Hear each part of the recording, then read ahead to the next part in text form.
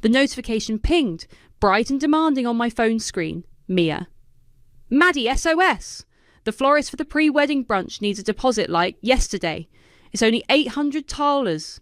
Can you handle it? You're a lifesaver. XOXO. I stared at the message, the XOLO feeling less like affection and more like the signature on a particularly cheeky invoice. Another Saturday. Another dip into the Madeline fund. My name is Madeline, and for as long as I can remember, I've been the responsible one, the one who quietly picked up the pieces, and let's be honest, the one who paid for pretty much everything. I'd worked my tail off since I graduated, built a career I was proud of, a life that should have been my own. Instead, it felt like I was the primary shareholder in Sullivan Family Inc., except I owned no shares and held all the liability.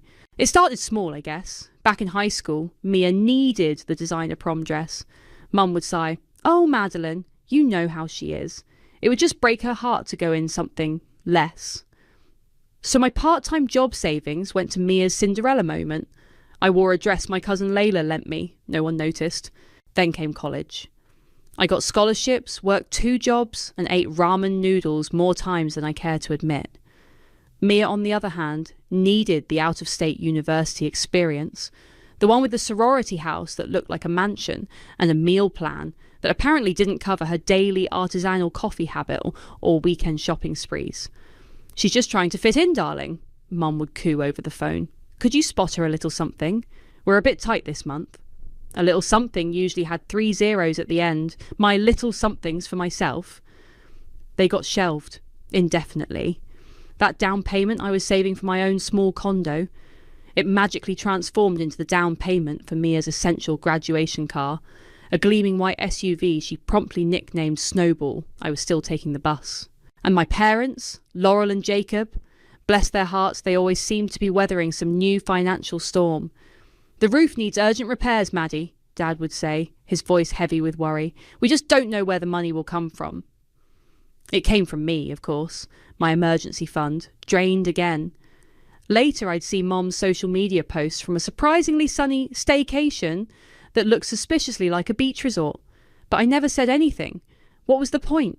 It would just be, "Oh, Madeline, don't be so dramatic. We needed a little break from all the stress."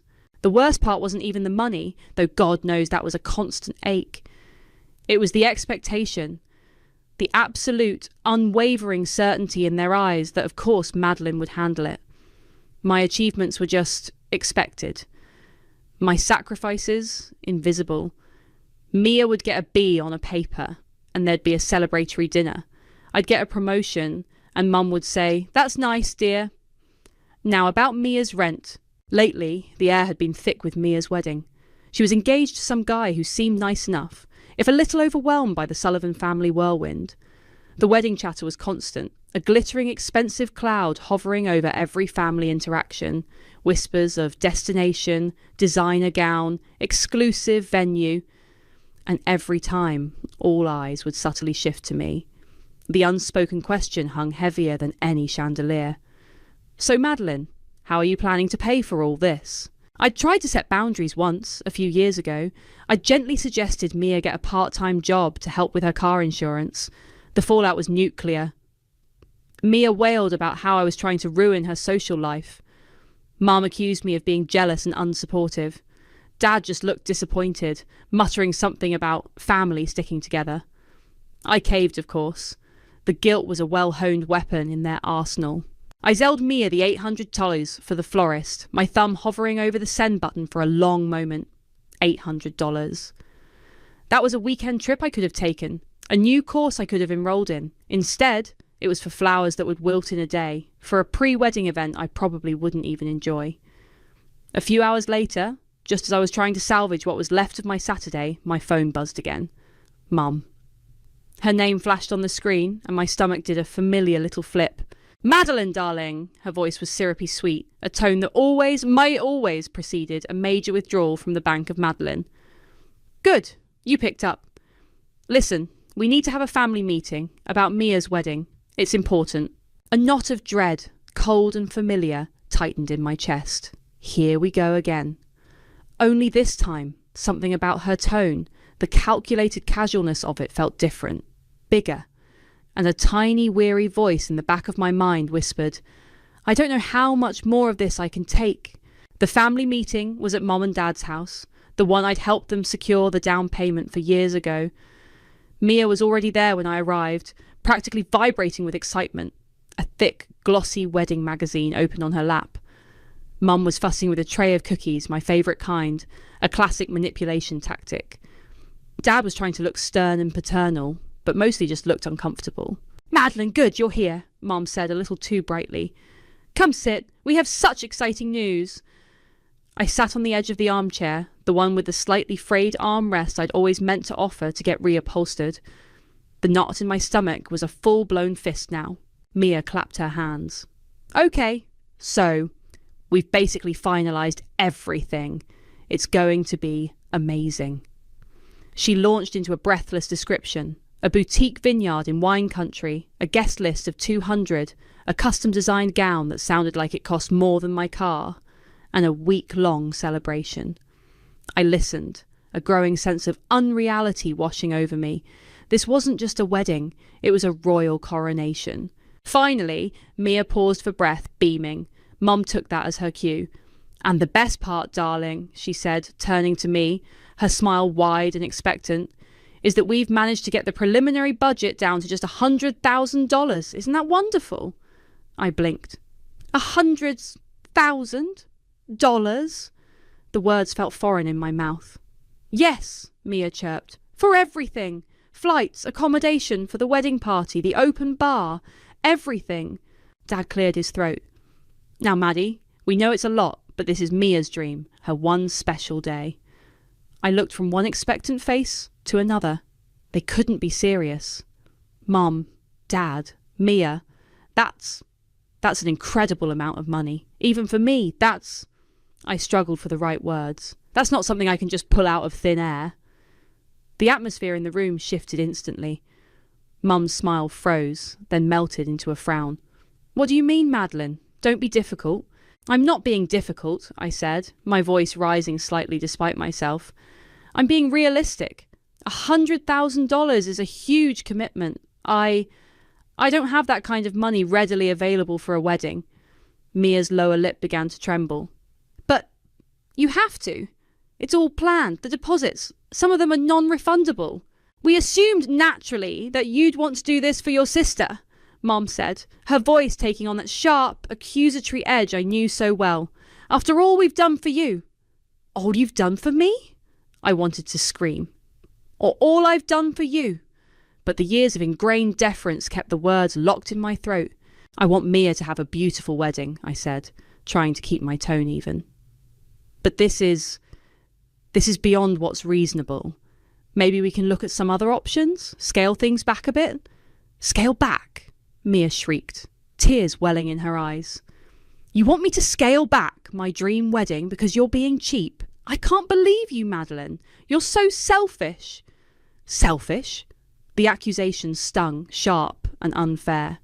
Mia, I've always supported you, but this is what family does, Laurel interjected, her voice rising. They support each other. Or have you forgotten that, with all your success? Has money made you so heartless that you can't even help your own sister have the wedding she deserves? It's not about being heartless, Mom, I pleaded. It's about being financially responsible. Jacob, who had been silent, finally spoke, his voice laced with disappointment. I must say, Madeline, I'm very disappointed in your attitude. Your mother and I have sacrificed a lot for you girls. A little gratitude wouldn't go amiss. Sacrificed. The irony was a bitter pill. I could feel the familiar burn behind my eyes, the sting of unshed tears, but anger was starting to bubble through the hurt. Hot, potent anger. I think, I said, standing up, my legs feeling a little shaky, that I need to leave. Running away, are we? Mom sneered. When things get a little tough, some successful woman you are, can't even handle a simple family discussion. You're ruining everything, Mia sobbed, burying her face in her hands. My dream is ruined. I walked out, their angry words, Mia's theatrical wails, echoing behind me. I got into my car, the engine roaring to life, like the fury building inside me. Devastated didn't even begin to cover it. Furious didn't either. It was a toxic cocktail of both. churning in my gut.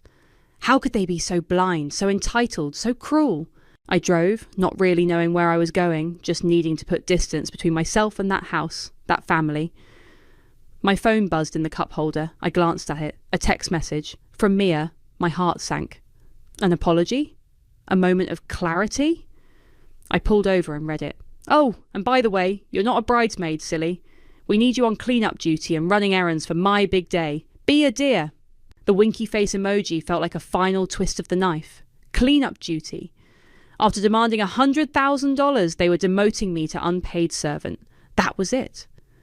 Something inside me, something that had been bending and straining for years, finally snapped. Clean, hard, irrevocable. The winky face emoji. That damn winky face.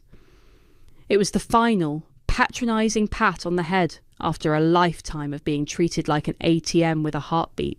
Clean-up duty. To her big day. The audacity was breathtaking. I sat in my car, the engine idling, and reread the text. Then again. Each word, each pixel of that smug emoji chipped away at the devastation, replacing it with something colder, harder, resolve. I drove home, not in a blind rage, but with a chilling clarity. The years of resentment, the constant erosion of my self-worth, the endless financial drain, it all coalesced into a single, unshakable thought. No more. The next few days were a blur of focused activity. I didn't cry. I didn't rage. I acted. My apartment, usually a haven of calm, became a war room. I pulled out old banker's boxes from the back of my closet, boxes I hadn't looked at in years. Inside, a meticulously kept, if painful, history of my family's reliance on me. Bank statements going back over a decade, highlighted withdrawals with notes like Mia, tuition instalment, Mom and Dad, emergency loan, again.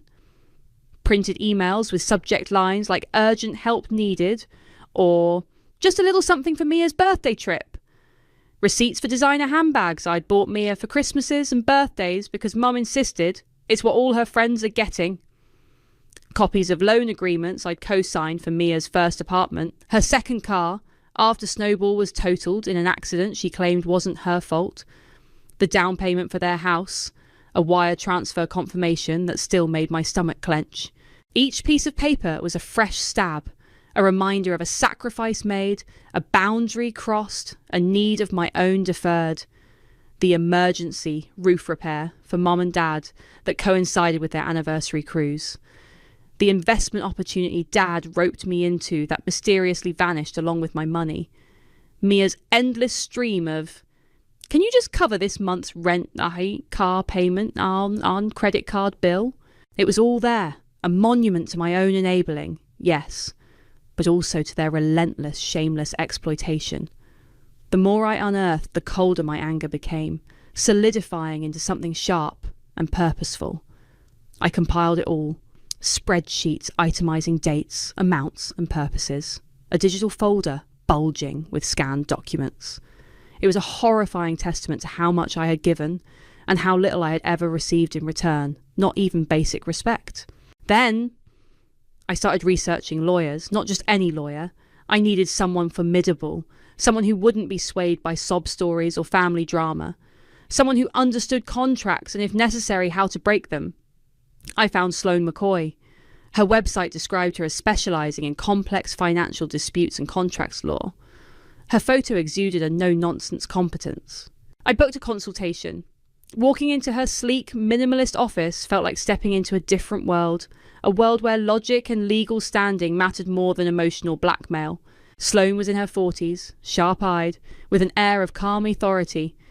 She listened patiently as I laid it all out. The decades of financial support, the current demand for a $100,000 wedding, Mia's text message demoting me to clean-up duty. I presented my meticulously organised evidence, the spreadsheets, the copies of transfers, the emails. I didn't get emotional. I stated facts. When I finished, Sloane leaned back in her chair, a thoughtful expression on her face. "Miss Sullivan," she began, her voice even, "this is quite a history." "I know," I said, my voice flat. "I enabled it for too long. But this wedding demand and that text, that was the line." "Understandable," Sloane nodded. She picked up a summary sheet I'd prepared, her eyes scanning the figures. "You've been incredibly thorough. This documentation is excellent." She paused, then tapped a section detailing the initial wedding vendor deposits I'd already been pressured into making for Mia, the venue hold, the photographer's retainer. Things Mia had booked months ago, assuring me, "It's just to lock it in, Maddie. You can pay the rest later." Sloane looked up, her gaze direct. "You mentioned your family told you that you would be covering all wedding expenses, and these initial deposits were made under that premise, correct? And now they've presented you with a bill for $100,000, which you are refusing."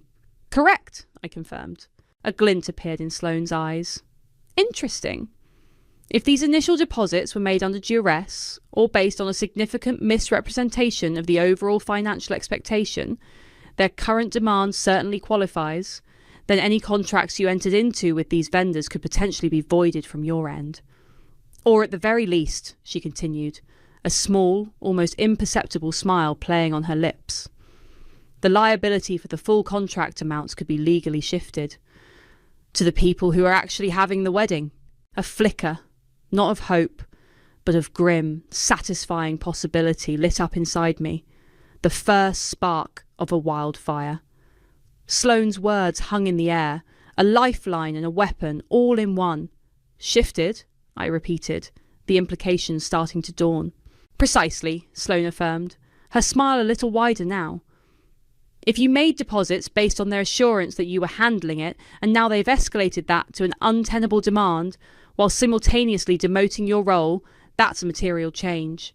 We can argue misrepresentation, undue influence. Essentially, they told the vendors you were the bank, got you to put skin in the game, and then tried to change the terms so drastically it became impossible. We can notify these vendors that your portion of the agreement is void due to these factors, and that all future financial obligations revert to the primary contracting parties, namely your sister and her fiancé, or your parents if they co-signed. The idea was audacious, it was ruthless, it was perfect." The next week was spent in a whirlwind of legal strategy. Sloane and I worked to craft an itemised invoice. Not just for the wedding, oh no. This was the invoice to end all invoices. Every significant sum I had ever loaned or gifted under duress.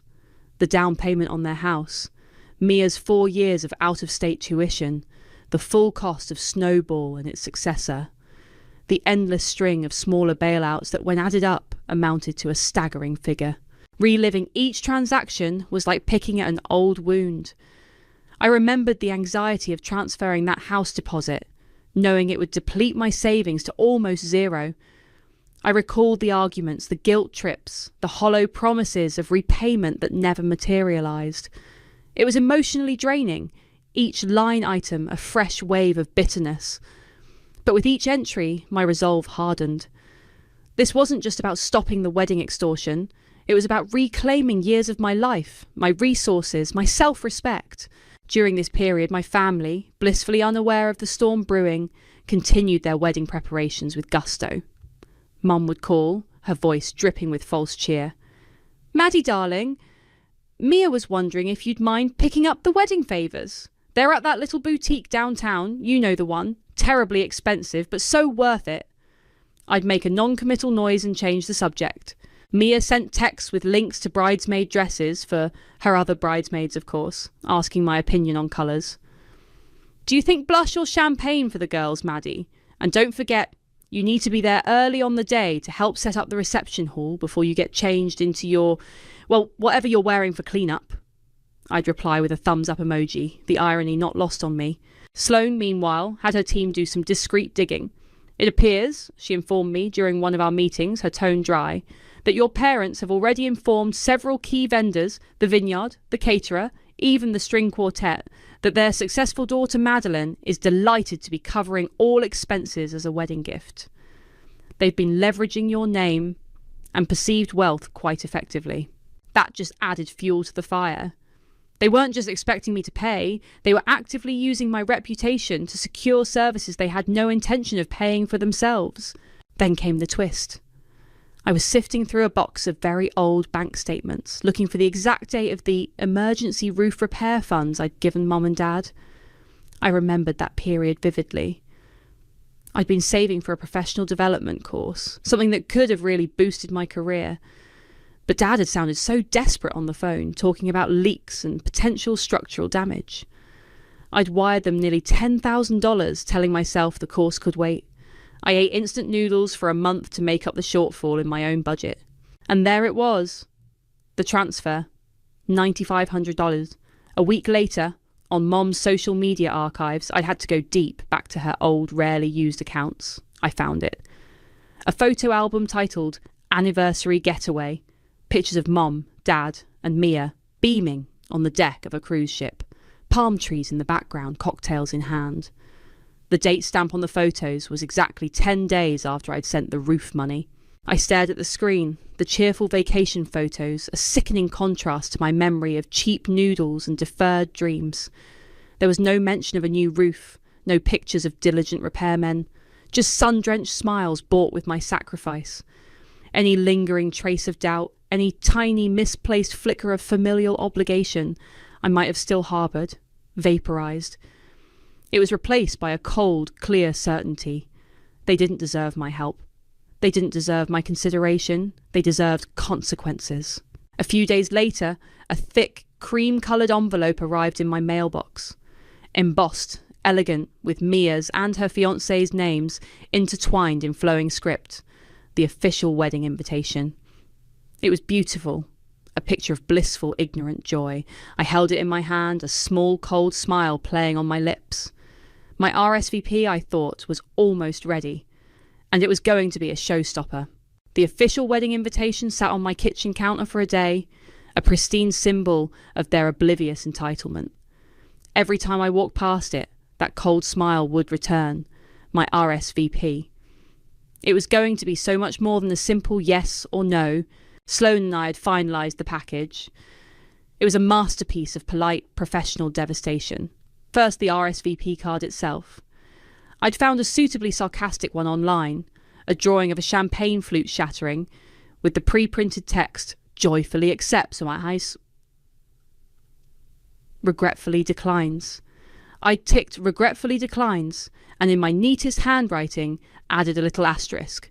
At the bottom, I wrote, attendance contingent on prior financial reconciliation. See attached. Attached was the invoice.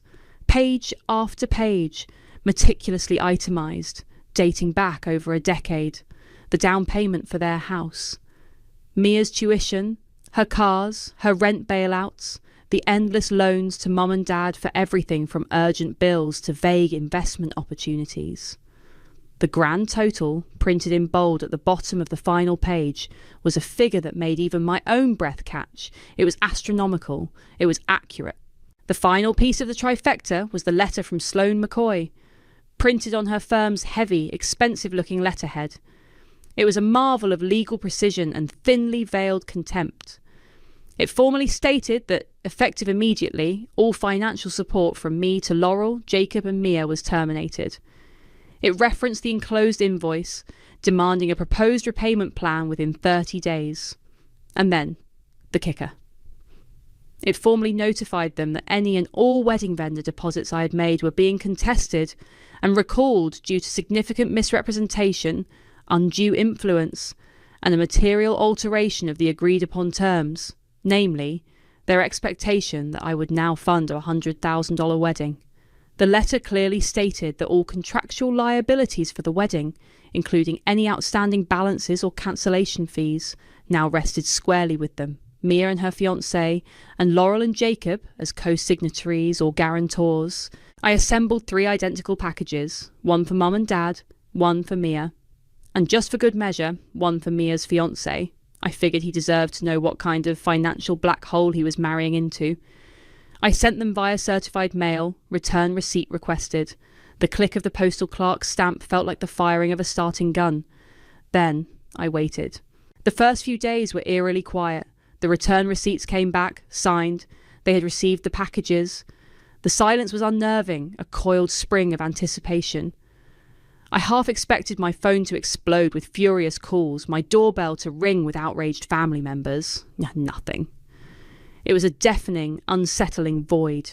I found myself checking my phone constantly, jumping at every notification. I tried to go about my life, work, gym, see friends. But the impending explosion loomed over everything. I felt a strange mix of trepidation. What if they actually tried to fight this, to drag it out, to make my life even more miserable? And an immense, profound relief. I had finally done it. I had stood up for myself, not with angry words and a heated argument, but with cold, hard facts and legal backing. Then, nearly a week after the packages had been delivered, my phone rang. It was Mum. Her caller ID photo, a smiling picture of her and Mia from last Christmas, a Christmas I'd largely funded, seemed to mock me. I let it ring for a moment, took a deep breath and answered, putting it on speaker as Sloane had advised. "Madeline, darling." Her voice was honey-sweet, laced with a carefully constructed confusion. The kind of voice she used when she was about to ask for something particularly outrageous and wanted to preempt any resistance. "Maddie, sweetie, are you there?" "I'm here, Mum," I said, keeping my voice neutral, calm. "Oh, good," she trilled. "Listen, darling, there seems to be some sort of dreadful misunderstanding.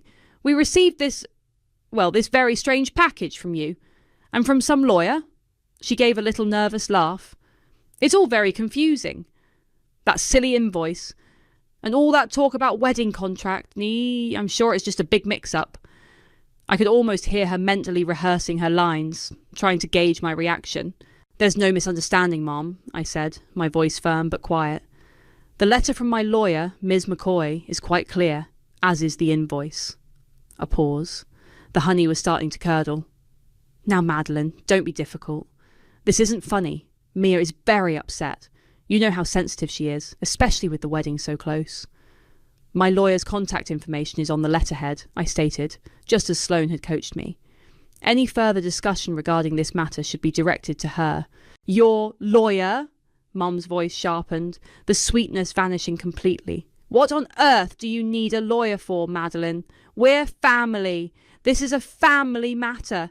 You can't just send lawyers after your own mother and father." "The documents speak for themselves," I repeated. "Please direct all future communications to Sloane McCoy."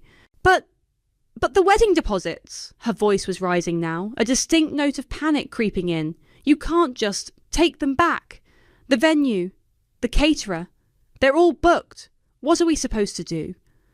"That is no longer my concern," I said, and the words, though harsh, felt incredibly liberating. "Goodbye, Mum." I hung up before she could reply, my hand surprisingly steady.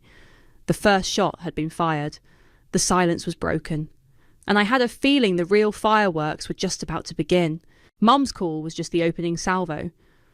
As Sloane had predicted, once the vendors started receiving official notifications from her office, polite but firm letters stating that my financial backing was withdrawn due to misrepresentation, and that all outstanding and future contractual obligations now fell to Mia, her fiancé, and Laurel and Jacob, the real chaos erupted. My phone started ringing off the hook, but not from my family. It was Sloane giving me updates. "The vineyard called," she said one morning, a hint of amusement in her professional tone. "Apparently, they require the rather substantial remaining balance for the venue hire within 7 days, or they'll release the date." They seemed quite surprised to learn that Madeline, the generous benefactor, was no longer footing the bill. Then it was the caterer, a Michelin-nodded chef whose services Mia had insisted were non-negotiable. "They're demanding full payment for the agreed-upon menu for 200 guests immediately," Sloane reported. "And they're threatening legal action if it's not forthcoming. It seems your sister signed a rather ironclad contract." The wedding planner, a woman with a reputation for orchestrating fairytale events, was next. She, it turned out, had also been told I was the financial guarantor. Her calls to my parents and Mia were apparently met with increasing panic and deflection. The voicemails started piling up on my phone, despite my clear instructions to direct all communication to Sloane. Laurel's messages were a roller coaster of emotion. First, screeching fury. "Madeline! How dare you do this to us? You are a cruel, ungrateful child. You're trying to destroy your sister's happiness." Then tearful pleas. "Maddie, please, darling, you can't mean this. Think of Mia. This will break her heart. We can talk about this, please. Just call me back." Jacob tried a different tactic. He left a blustering, angry message for Sloane, which he forwarded to me. An audio file attached to an email with the subject line, "For your amusement." Dad's voice, usually so mild, was full of impotent rage. "Ms. McCoy, I don't know what kind of lies my daughter has been telling you, but this is a family matter. You have no right to interfere. We demand you cease and desist immediately." Sloane's only comment in the email was, "He clearly doesn't understand what cease and desist actually means." Mia's contributions were mostly hysterical, tear-soaked voicemails left on my phone. "You've ruined everything, Madeline. Everything. This was supposed to be the happiest day of my life, and you've deliberately sabotaged it. I hate you. I hate you." I listened to them all, a strange detachment settling over me. The anger was still there, a cold, hard knot in my stomach, but it was overlaid with a chilling sense of vindication. This was the consequence. This was what happened when you pushed someone too far. News of the impending wedding disaster began to seep out into their social circle. Mum was a prominent figure in her local charity league, Dad had his golf buddies, and Mia had her gaggle of equally entitled friends. Whispers started. "Did you hear about Mia's wedding? Apparently there are issues." The carefully constructed facade of the perfect, affluent family was beginning to crack. Then came the fraud alert. I was at work, in the middle of a presentation, when my phone buzzed insistently in my pocket. I excused myself and checked it. A text from my bank. "Fraud alert. Did you attempt a transaction of £5,275 at Bridal Bliss Boutique? Reply yes or no." My blood ran cold for a second, then instantly hot. Bridal Bliss Boutique. That was where Mia was getting her ridiculously expensive custom gown. And the card. It had to be the old supplementary credit card. Years ago, I'd given Mia one for emergencies only when she first went to college. I'd long since forgotten about it, assuming it was lost or expired. But Sloane's team, in their initial sweep of my financials, had flagged it as a potential liability and advised me to lock it down. I'd called the bank and had it frozen, but apparently not cancelled entirely. Mia, in a move of breathtaking stupidity and desperation, had tried to use it. I immediately replied no to the bank text. The transaction was declined. A grim, almost vicious satisfaction spread through me. She was that desperate, that foolish. I forwarded the bank alert to Sloane. Her reply was swift. "Noted. We'll send a supplementary letter regarding attempted unauthorised access to frozen funds. Some people never learn." The final nail in the coffin came a few days later. Sloane called me. "The wedding planner just contacted your parents and Mia," she said, her voice calm. "She's given them an ultimatum. Full payment of all outstanding vendor balances. The current tally is just over $130,000 within 48 hours. If not, she will publicly cancel all services, inform all invited guests of the cancellation due to non-payment, and initiate legal proceedings for breach of contract and recovery of her own substantial fees and any penalties incurred from other vendors she contracted on their behalf." 48 hours. The clock was ticking. I pictured the panic, the recriminations, the sheer, unadulterated terror unfolding in that house. And for the first time in a very, very long time, I felt a flicker of something that might have been a smile. Not a happy one, but a deeply satisfied one. The 48-hour deadline passed in a blaze of silent anticipation on my end, and what I could only imagine was frantic, headless chicken panic on theirs. Unsurprisingly, they couldn't conjure over $100,000 out of thin air. The wedding planner, true to her word, brought the hammer down. Sloane kept me updated. The vineyard has officially cancelled their booking and is retaining the initial deposit as per their contract.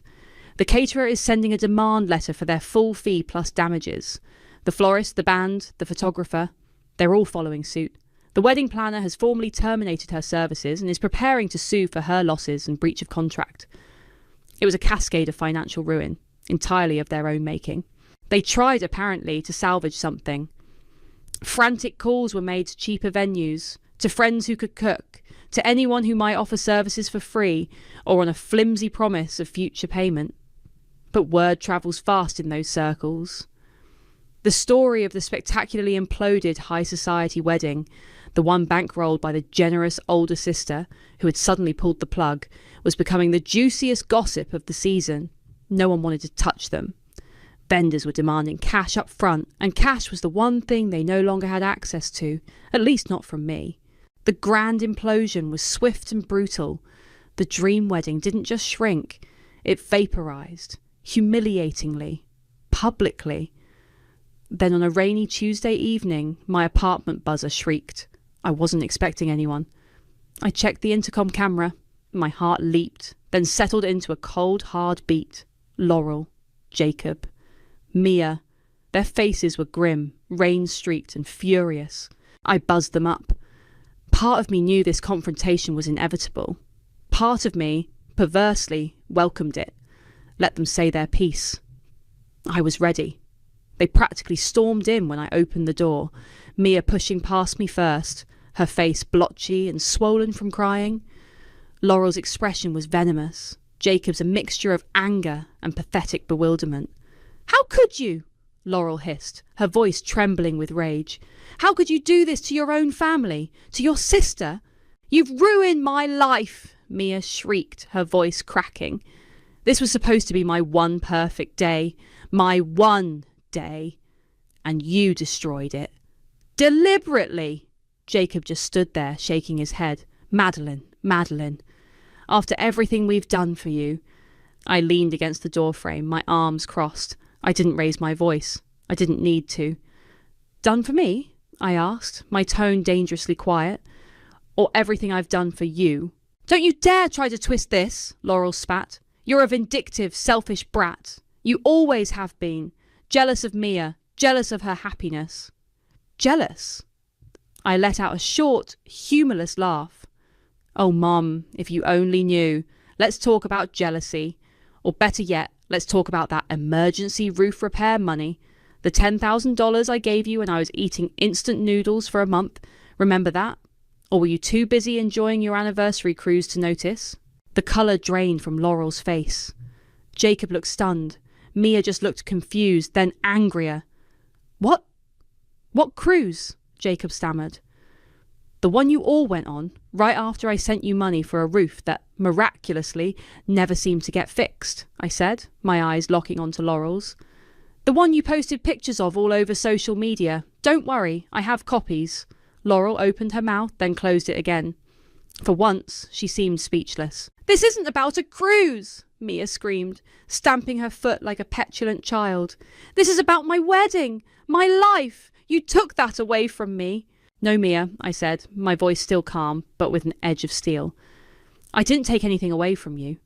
You, Mom, Dad, you did this to yourselves. For years, you've treated me like an endless supply of cash, a personal assistant, a doormat. You demanded $100,000 for a wedding, then told me I was on clean-up duty. You lied to vendors, using my name to secure services you had no intention of paying for. You even tried to fraudulently use my credit card. Their faces were a picture, shock, disbelief, and dawning, horrified understanding that I knew it all. "This," I said, gesturing vaguely to encompass their ruined plans, their public humiliation, "is a consequence. Is the bill finally coming, due for decades of greed and exploitation? You built a fantasy on my back, and when I finally refused to carry you anymore, it all came crashing down. That's not my fault. That's yours." Laurel found her voice again, raw and shaking. "You will regret this, Madeline. You'll end up alone, with no one, just your precious money." "I'd rather be alone with my money and my self-respect," I replied evenly, "than broken, disrespected in your company." The argument escalated. Mia started sobbing hysterically, collapsing onto my sofa. Laurel was screaming now, incoherent accusations and insults. Jacob was trying to placate her, looking utterly defeated. It was ugly, raw, and pathetic. Finally, when Laurel started throwing around names of distant relatives she was going to call to tell them what a monster I was, I'd had enough. I picked up my phone. "Building security, please. My apartment. There are some disruptive individuals who are refusing to leave." Their faces when they heard me on the phone were priceless. The fight drained out of them, replaced by a stunned, impotent fury. Security arrived quickly. 2 large, impassive men. They didn't need much convincing. My family's tirade had been audible down the hall. As they were being escorted out, Mia, tear-streaked and trembling, turned back at the doorway. Her eyes were filled with a desperate, childish hatred. "I hope you're happy alone with your money," she shrieked, her voice echoing in the hallway. "You'll die miserable and unloved." I just looked at her, a strange mixture of pity and absolute finality washing over me. Then I slowly closed my door, the click of the lock sounding unnaturally loud in the sudden silence. Victory. It wasn't sweet, not entirely, but it was profound. And it was mine. The silence in my apartment after security escorted them out was heavy, but not oppressive. It was the silence of a battlefield after the decisive final engagement. Mia's parting shriek, "You'll die miserable and unloved," still echoed faintly in my ears, but it lacked its intended sting. Unloved by them, perhaps. Miserable, not anymore. The adrenaline from the confrontation slowly ebbed, replaced by a profound sense of exhaustion, and beneath that, a bedrock of unshakable peace. It was done. Truly done. The door wasn't just closed. It was bolted, sealed. The path back to the way things were, utterly obliterated. In the days and weeks that followed, the full extent of the fallout for my family became clearer, not through direct contact, there was none, but through the grapevine, primarily via my cousin Layla. Layla, who had always been a quiet observer of our family's dysfunctional dynamics, called me a few days after the incident, as she termed it. "Heard there was some excitement at your place," she said, her voice carefully neutral but with an undercurrent of something I couldn't quite decipher. Support. Curiosity. "You could say that," I replied, equally guarded. "Well," Layla continued, "Aunt Laurel has been calling everyone, telling them you've lost your mind, that you're cruel, vindictive, the works. Uncle Jacob just sounds broken. And Mia. Mia's apparently taken to her bed and declared her life over." I listened, a strange detachment settling over me. There was no triumph, no gloating, just a quiet affirmation that their actions had consequences, and those consequences were now playing out. Sloane, ever the professional, kept me apprised of the legal wranglings. The vendors, one by one, were filing claims or initiating lawsuits. The sums were significant. The dream wedding had turned into a financial nightmare for them. "They're exploring options," Sloane told me during one call, "but their options are limited. It seems their credit is shot, and they have very few liquid assets apart from the house. The house. The one I'd helped them buy." The irony wasn't lost on me. Layla called again a week or so later. "They're putting the house on the market," she said, her voice softer this time. "Aunt Laurel is devastated. Apparently, they have to. The debts are piling up. Mia's fiancé, well, let's just say he's having second thoughts about the whole Sullivan experience. No surprise there. I started to use the reclaimed space in my life, mental, emotional, and financial. The constant low-level anxiety that had been my companion for years began to dissipate. I slept better. I found myself smiling more for no particular reason. The money I was no longer hemorrhaging into the family coffers started to accumulate. I looked at my savings account, and for the first time, it felt truly mine. I took that professional development course I'd put off years ago because of the roof repair. I booked a solo trip to a place I'd always wanted to see, a small coastal town known for its hiking trails and quiet beaches. No 5-star resorts, no pressure to impress anyone. Just me, my thoughts, and the open road. One evening, I was sitting on my balcony, watching the city lights twinkle, a glass of wine in my hand. My phone buzzed, an unknown number. I almost ignored it, but something made me answer. "Madeline?" The voice was hesitant, almost unrecognisable. It was Jacob. "Dad? Maddie, I just wanted to say," he faltered. "Your mother, she's not doing well. This whole thing, it's been very hard on her. On all of us." I waited, saying nothing. There was no apology in his voice, just a statement of their suffering, as if expecting me to somehow alleviate it. "Mia, her young man left her," he continued, his voice thick with unshed tears. "The wedding, the debts, It was too much for him. She blames you, you know. I know, I said quietly. We might lose the house, Maddie. His voice cracked. The house you helped us get. There it was, the subtle, desperate plea, the hope that even now I might swoop in and save them. I took a slow sip of my wine. The city air felt cool and clean. Dad, I said, my voice gentle but firm. What happened was the result of choices. Choices you all made over many, many years. I made my choice too. I chose to stop enabling it. A long silence stretched between us. I could hear his ragged breathing. I wish things could have been different, I added, and I meant it. I wished for the family I'd always wanted, the supportive, loving unit that existed only in my imagination. But I didn't regret protecting myself from the family I actually had. So, that's it then, he finally whispered. You're just washing your hands of us? I'm taking care of myself, Dad, I replied. It's long overdue. I ended the call, not with anger, but with a quiet sadness for what could never be. But the sadness was tinged with an overwhelming sense of freedom. Mia thought I'd be miserable and unloved. She was wrong. I was finally learning to love myself. And that, I realised, was more than enough. The scales had balanced. Not through magic or divine intervention, but through deliberate action. My action. And the peace that came with it was real. It was earned. And it was all mine.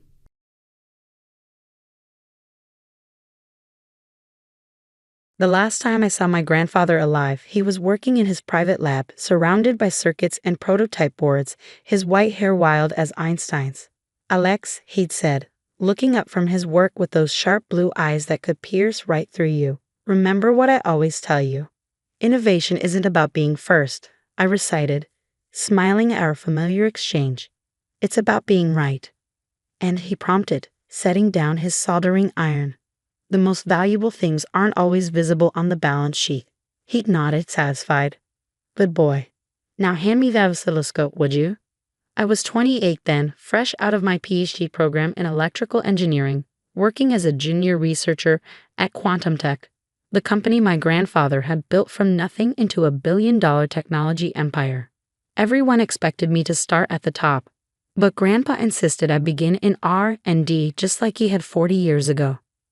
You need to understand how things work from the ground up, he'd said when I protested. Your uncle never did, and look how that turned out. Uncle Richard, my father's older brother, was CFO of Quantum Tech, but everyone knew he was just a figurehead. He had the family name but none of the technical brilliance that had made my grandfather successful.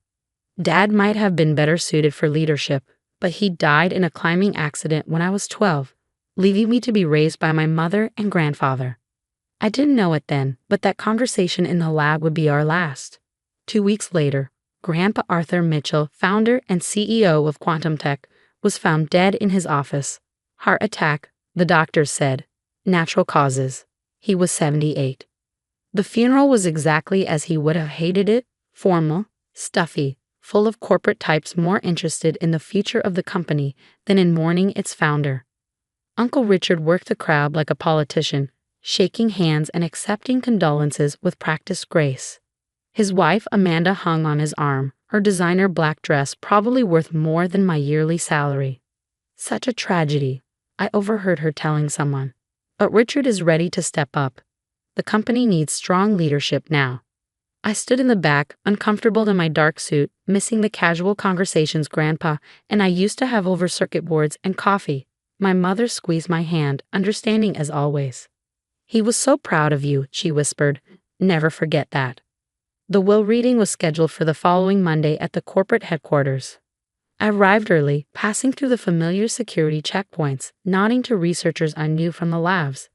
The company's legal team had arranged everything in the main conference room, all sleek glass and chrome, with views of the city skyline that Grandpa had always said reminded him how far he'd come from his garage startup days. Uncle Richard was already there, naturally, seated at the head of the table where Grandpa used to sit. Amanda perched beside him, tapping away on her phone. A few board members filled other seats, along with key executives and legal representatives. Ah, Alex, Uncle Richard said as I entered, his smile not reaching his eyes.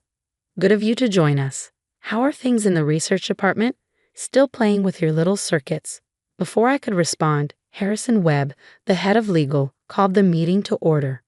We're here for the reading of Arthur Mitchell's last will and testament, he began formally. Mr. Mitchell was very specific about his wishes. I tried to focus on Harrison's words, but my mind kept drifting to my last conversation with Grandpa. There had been something urgent in his manner that day, something he seemed to want to tell me. But we'd been interrupted by an emergency in one of the production facilities, and he'd never finish whatever he was trying to say. And to my grandson, Alexander James Mitchell. My head snapped up at the sound of my name. Uncle Richard had gone very still. I leave controlling interest in quantum tech, including all voting shares, patents, and associated intellectual property. Additionally, Alex will assume the position of CEO, effective immediately upon the reading of this will. The room erupted in chaos. Uncle Richard's face turned an alarming shade of purple. Amanda's phone clattered to the floor. Board members started whispering furiously among themselves. This is ridiculous. Uncle Richard slammed his hand on the table. I'm the CFO. I've been running this company's finances for 20 years, and you're telling me Arthur left everything to this lab rat? Richard, Harrison said calmly, there's more. But Uncle Richard was on his feet now, pacing like a caged animal. He's not even 30. He has no business experience. He spends all his time tinkering in the basement labs like some overgrown science fair kid. Just like your father did, my mother's quiet voice cut through his tirade. She'd slipped into the room unnoticed during the commotion. Or have you forgotten how quantum tech started? That was different, Richard snapped. The industry was different. We need real leadership now, not some idealistic researcher who thinks he can follow in Arthur's footsteps. Mr. Webb, I said, keeping my voice steady despite the shock still reverberating through my system. You said there was more. Harrison nodded, shuffling his papers. Yes. There's a letter, to be read only in the presence of Alex and the board members. He glanced meaningfully at Amanda, who remained stubbornly in her seat. Private board members only, Harrison clarified. Amanda gathered her things and stormed out, shooting me a venomous look as she went. Once the room had cleared except for board members, Harrison opened a sealed envelope. The paper inside was covered in Grandpa's distinctive scrawl, not typed and formal like the will, but handwritten with the urgency I'd sensed in our last conversation. To the board of directors and my grandson Alex.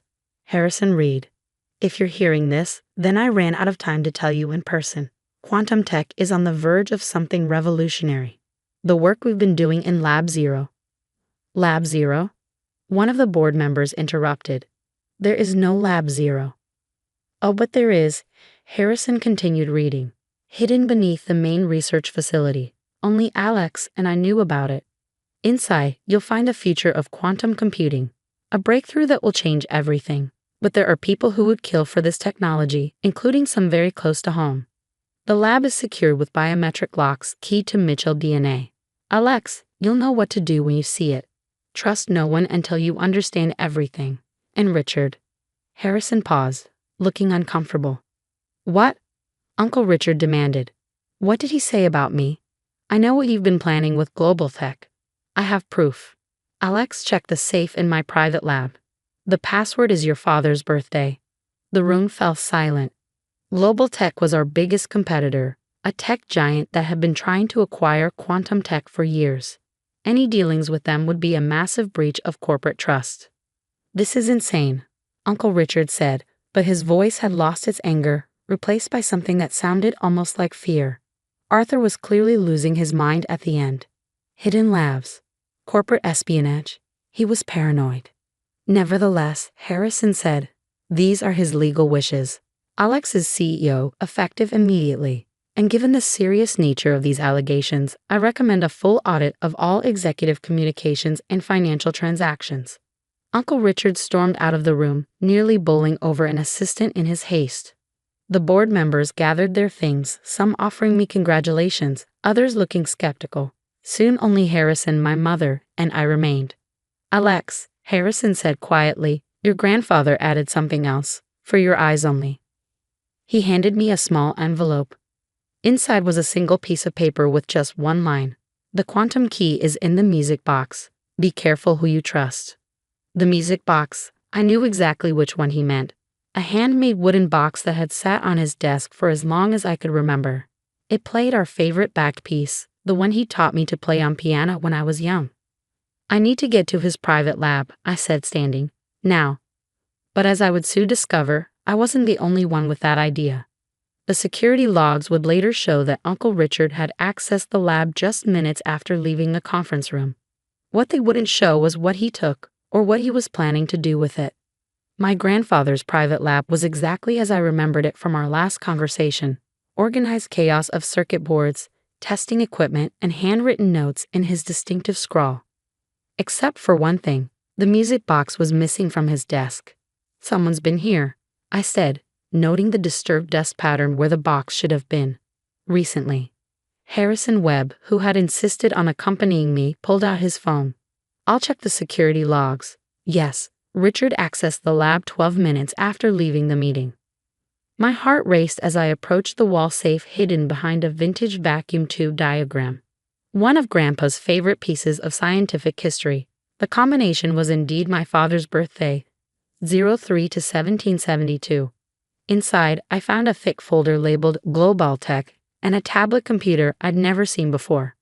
The folder contained emails, financial records, and photographs that made my blood run cold. Uncle Richard had been secretly meeting with global tech executives for months, providing them with confidential quantum tech research data. But it was the tablet that held the real bombshell.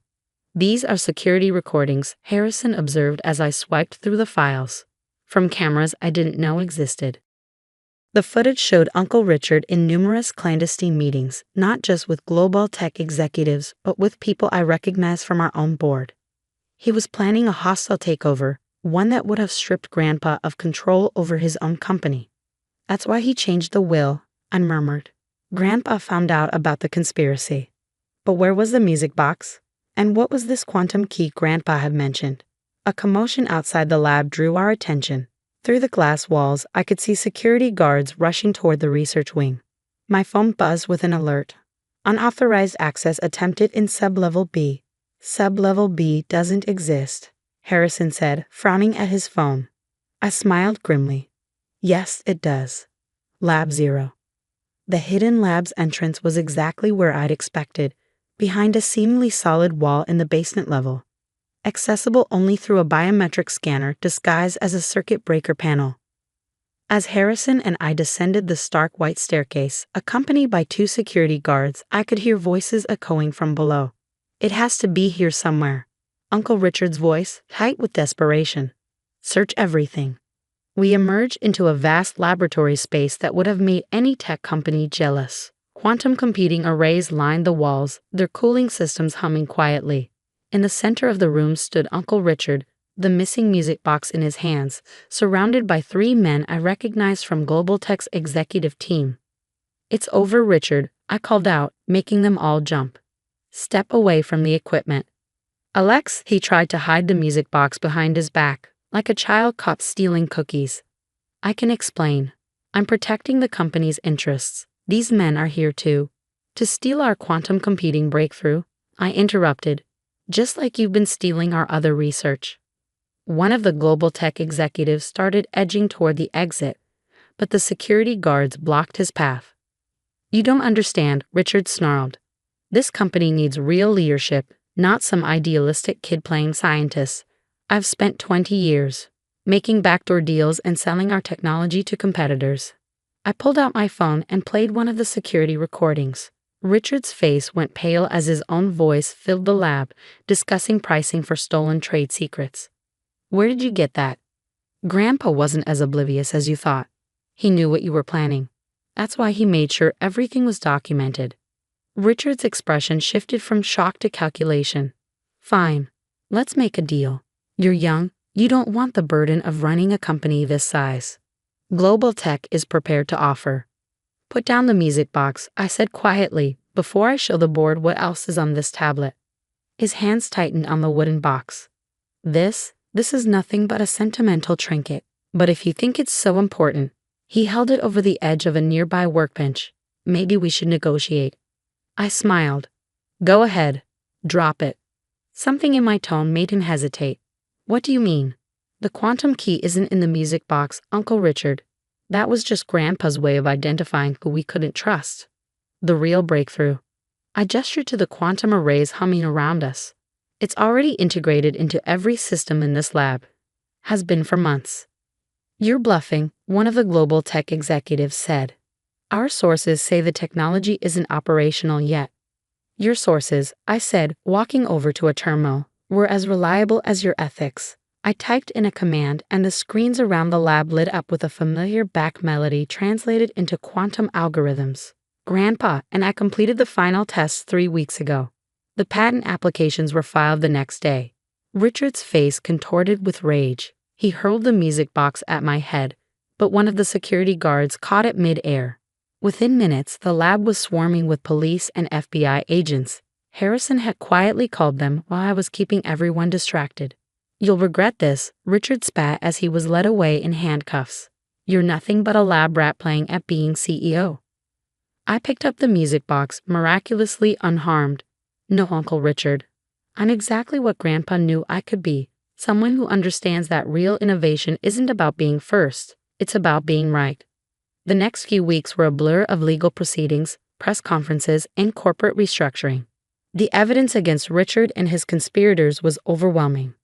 The board, once they saw the security footage and financial records, voted unanimously to support my leadership. Quantum Tech stock actually rose when the news broke. The market apparently appreciated a CEO who could protect corporate secrets and innovate at the same time. The quantum computing breakthrough, when we officially announced it, exceeded even our most optimistic projections.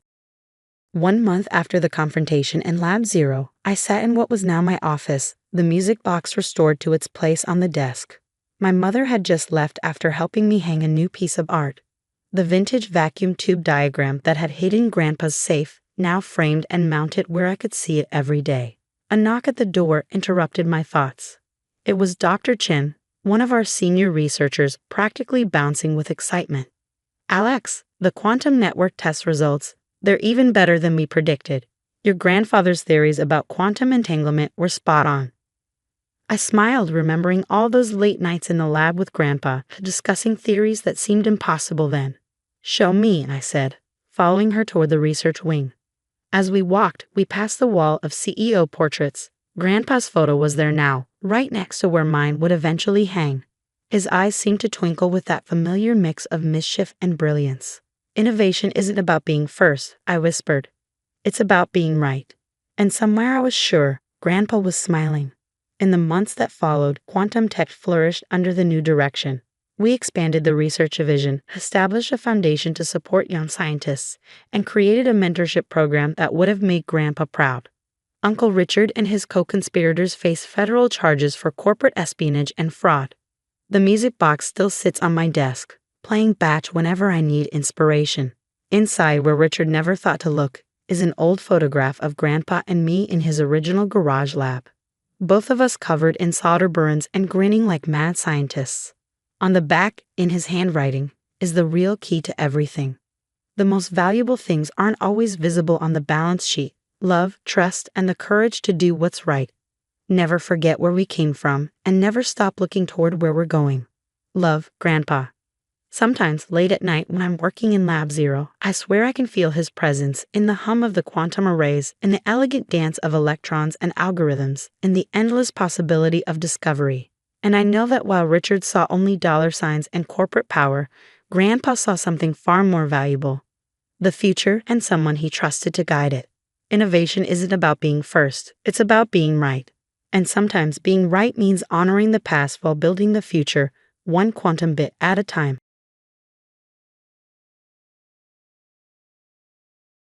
Numbers have always made sense to me in a way people never did. While other kids were reading comic books, I was studying my father's accounting textbooks, fascinated by the elegant dance of debits and credits. By age 12, I could spot errors in tax returns that even seasoned accountants missed. My father called it my superpower. My older brother Marcus just called it weird. There she goes again, buried in spreadsheets. He'd sneer whenever he caught me working on practice problems. Live a little, Emily. Nobody likes a human calculator. But I didn't care. Numbers were honest in a way humans weren't. They didn't play favorites or hide their true intentions behind fake smiles.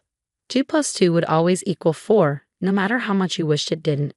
That dedication led me to become a forensic accountant specializing in fraud investigation.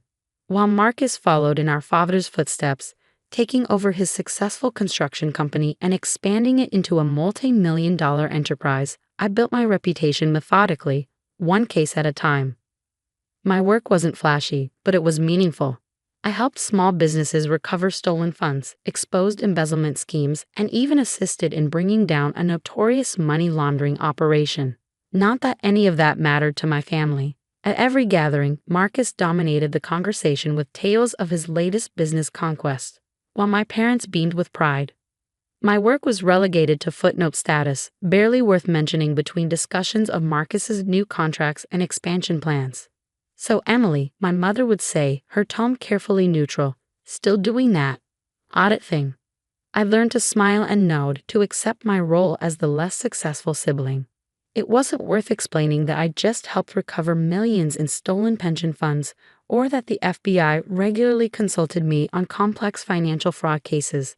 In their eyes, I would always be the odd one out, the daughter who chose a strange, unglamorous path instead of joining the family business. Everything came to a head at our father's retirement party last spring. The ballroom of the Grand Hotel was packed with business associates, friends, and family, all gathered to celebrate Richard Anderson's 30 years of success.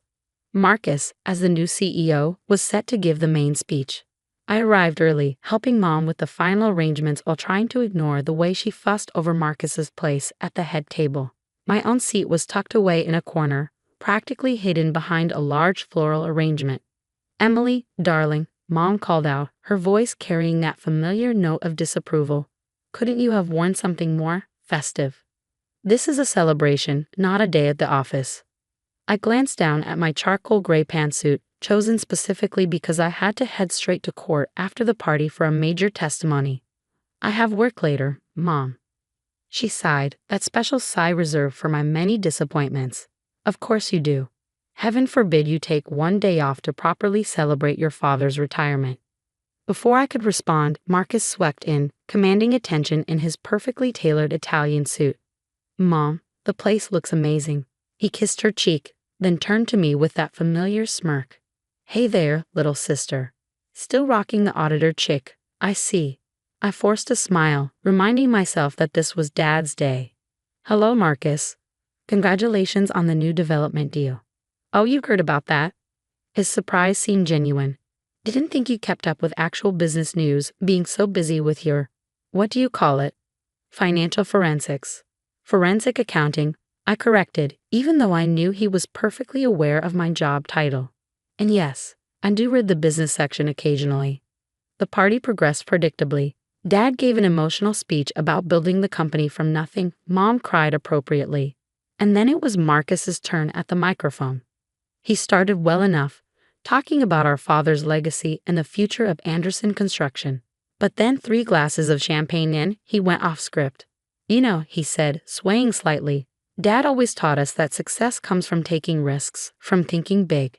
Some people," his eyes found mine in a crowd, "prefer to play it safe, to sit in dark offices counting other people's money, too afraid to get their hands dirty in real business." A murmur went through the crowd. Mom's smile became fixed, while Dad shifted uncomfortably in his seat. "Take my sister Emily, for example," Marcus continued, ignoring Dad's warning look. "She could have been part of something great, could have helped grow the family legacy. Instead, she chose to become a glorified accountant, spending her days nitpicking over receipts and bank statements." I sat perfectly still, my face carefully blank as he continued his drunken monologue. "I mean, what's the point? What real value does someone like that add to the world? At least real accountants help businesses grow. But forensic accounting," he laughed, the sound sharp and cruel. "That's just a fancy term for professional tattletale. Absolutely useless in the real business world." The room had grown uncomfortably quiet. I could feel pitying glances from nearby tables, could see Mom's mortification and Dad's anger. But I didn't move, didn't react. I learned long ago that showing emotion only gave Marcus more ammunition. "Marcus," Dad finally interrupted, his voice stern, "that's enough." But Marcus was on a roll. No, Dad, it needs to be said. While I'm out there making real money, building real things, Emily's playing detective with spreadsheets. It's embarrassing. She's leaving. I finished for him, standing up smoothly. I'm leaving. Dad, congratulations again on your retirement. I'm sorry, but I have a court appearance I can't miss. I walked out with my head high, ignoring Mom's pleas to stay and Marcus's drunken calls of "see, can't even take a joke." I had a job to do, testimony to give that would help convict a man who'd stolen millions from his employees' pension fund. My work mattered, whether my family understood that or not. The next 3 months passed in a blur of cases and court appearances. I ignored calls from my parents, deleted Marcus's half-hearted apology text without reading it, and threw myself into my work. Then, on a rainy Tuesday morning in September, everything changed. The call came at 7:15 a.m., just as I was settling into my office with my first coffee of the day. Marcus's name flashed on my phone screen, and for a moment, I considered letting it go to voicemail. But something, instinct, maybe, or just years of ingrained big sister obligation, made me answer. Emily? His voice was rough, desperate in a way I'd never heard before. I need your help. The company, there's something wrong. Very wrong. I leaned back in my chair, fighting the urge to remind him how useless my skills were supposed to be. What kind of wrong? Numbers aren't adding up. Money missing. Lots of it. Millions, maybe. I can't. He took a shaky breath. Please, Em. I know I don't deserve your help, but this isn't just about me. Dad's retirement fund is tied up in the company. If something's happened, I closed my eyes, already knowing I wouldn't refuse. Not with Dad's future at stake. Send me everything you have. Bank statements, transaction records, vendor contracts. Everything from the last 2 years at least. Thank you, he whispered, sounding close to tears. Emily, I cut him off. I'm not doing this for you. I'm doing it for Dad. And Marcus, this isn't free. My usual consulting rate is $500 per hour. There was a long pause before he responded. That's fair. More than fair, considering. I'll clear my schedule for the next few days. Have the documents delivered to my office by noon. I hung up before he could say more, already mentally preparing for what promised to be an intense investigation. Little did I know, I was about to uncover something far bigger and more personal than either of us expected.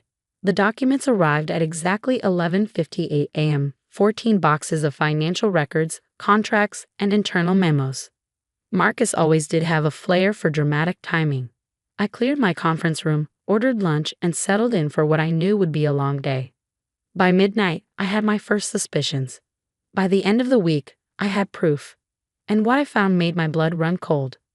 The fraud wasn't just extensive, it was elegant. Someone had constructed an intricate web of fake vendors, inflated invoices, and ghost employees, all designed to siphon money from the company so smoothly that even an experienced businessman like Marcus hadn't noticed. But what really caught my attention were the timestamps. This scheme hadn't started 3 months ago or even 6 months ago. It had started exactly 1 year before Dad's retirement. I was staring at a particularly suspicious series of transactions when my office door burst open. Marcus stood there, looking like he hadn't slept in days, his usually immaculate suit wrinkled and loose at the collar. Well, he demanded, dropping into the chair across from me. It's been 5 days, Emily. Tell me you found something.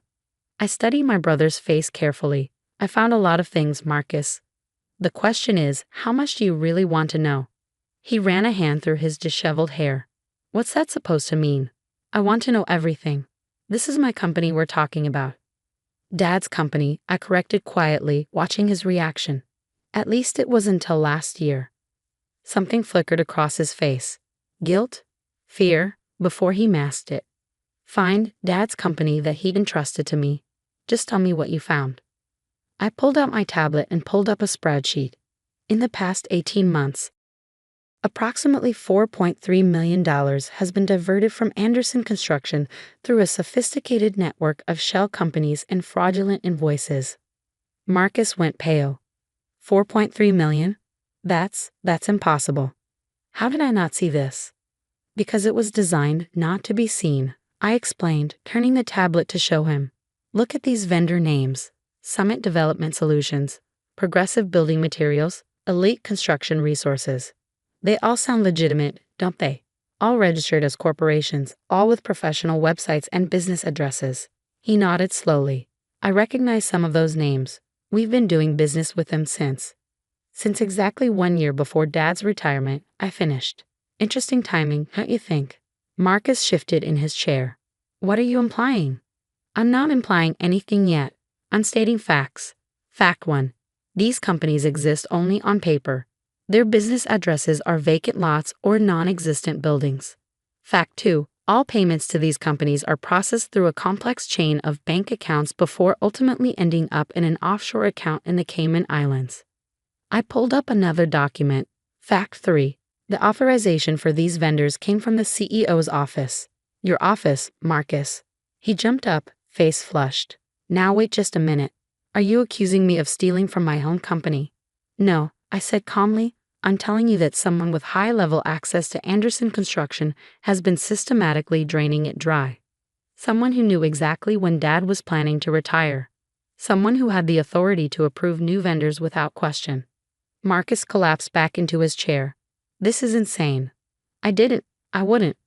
There's more, I continued, pulling out a thick stack of papers. Remember Jennifer Chen? His face went blank. Who? Your chief financial officer. The one you hired right after Dad announced his retirement plans. The one whose references were impeccable, whose credentials were stellar, and who, as it turns out, doesn't actually exist. What? Jennifer Chen is a ghost, Marcus. Her credentials are forgeries, her references lead to burner phones, and her social security number belongs to a woman who died in 1984. But she had full access to the company's finances, didn't she? Could approve vendors, process payments, move money between accounts. Marcus was shaking now, his face ashen. Stop. Please, just stop. I need to explain. I sat back, folding my hands on the desk. Yes, I think you do. What followed was a confession that broke my heart, not just for the company or for Dad, but for my brother himself. It started small, he whispered, staring at his hands. Just a few thousand here and there. The company was doing well, and I had debts.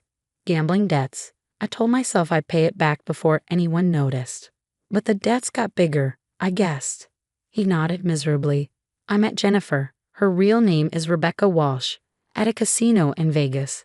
She said she could help me set up a system to divert funds, just until I got back on my feet. But then she started blackmailing me, threatening to expose everything if I didn't let her take more. And he let her, I said, my voice hard. You let her steal from Dad's company, from his retirement fund, to cover up your own crimes. Tears were running down his face now. I didn't know what else to do. If this got out, it would kill Dad. The shame, the scandal. I thought I could fix it before anyone found out. I pulled out my phone and pressed play on a recording. Jennifer/Rebecca's voice filled the room, discussing payment schedules with Marcus. His head snapped up, eyes wide with panic. You recorded our meetings? No, I said quietly. The FBI did. They've been watching Rebecca Walsh for months. She's pulled this same scam on 3 other companies. I've been working with them on the investigation since you called me. Marcus lurched to his feet. You set me up.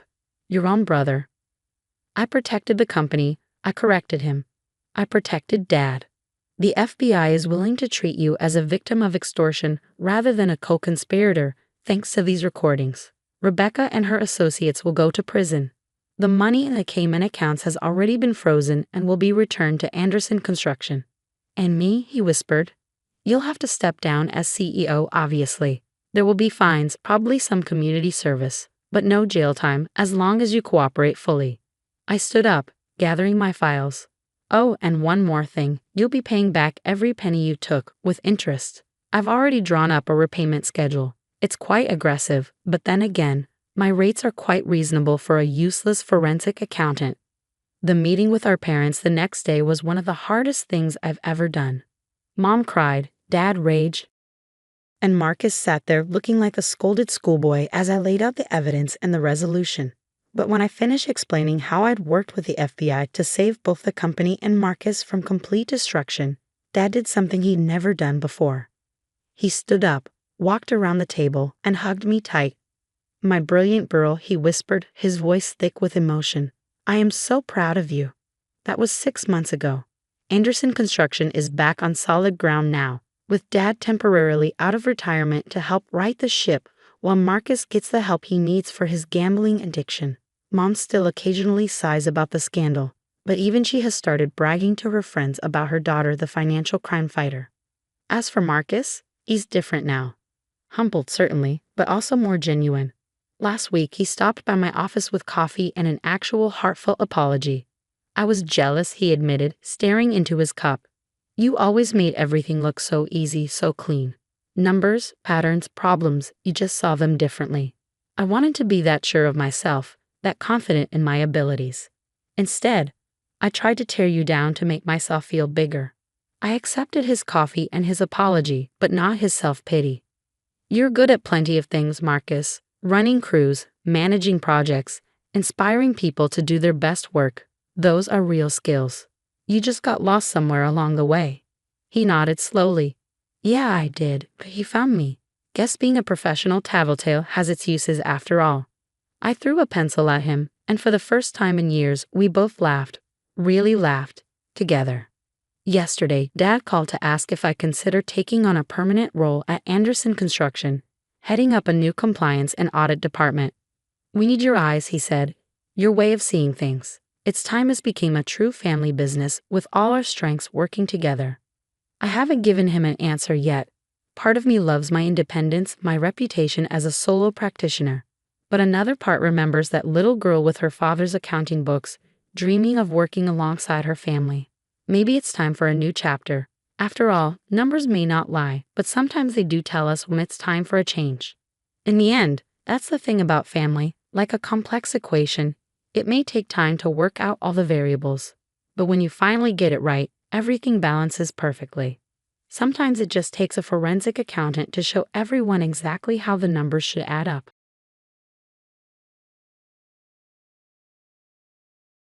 Money can't buy happiness, but it can certainly buy revenge, especially when your toxic family doesn't know you're worth $500 million. I learned that lesson the hard way last month when my own sister and parents tried to destroy my career, not realizing they were actually attacking the company's owner. I'm Jennifer Zhang, though most people know me as Jen. On paper, I'm the newly appointed Chief Operations Officer of Palmer Technologies, a mid-sized software company in Austin. What my family doesn't know is that 3 months ago, I became the majority shareholder through a series of quiet acquisitions using a holding company. The story of how we got here starts 15 years ago, when I was a scholarship student at MIT while my younger sister Angela attended UCLA on our parents' dime. Angela needs the support, Mom would say. You've always been so independent, Jen. Independent wasn't the word for it. I worked 3 jobs to cover expenses, coded freelance projects until my eyes burned, and lived on ramen while Angela posted Instagram stories from Cabo's spring break. But I had a plan. Technology was my passion, and I knew the sacrifices would pay off. They did, spectacularly. By 27, I'd founded and sold 2 successful startups, though I kept that information quiet.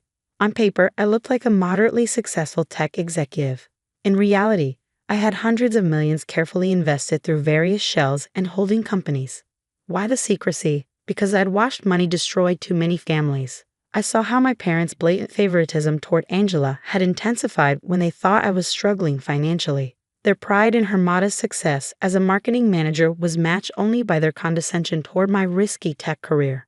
You should let Angela help you find a stable corporate job, Mom would suggest during family dinners. She has such good connections. I let them believe what they wanted. Let them think I needed their approval, their connections, their validation. Meanwhile, I was building something bigger than they could imagine. 3 months ago, I orchestrated my masterpiece, the quiet acquisition of Palmer Technologies, where I've been working as a VP for the past year. The company was undervalued but had incredible potential. Using a maze of holding companies and investment vehicles, I purchased a controlling interest without anyone realizing the true buyer's identity.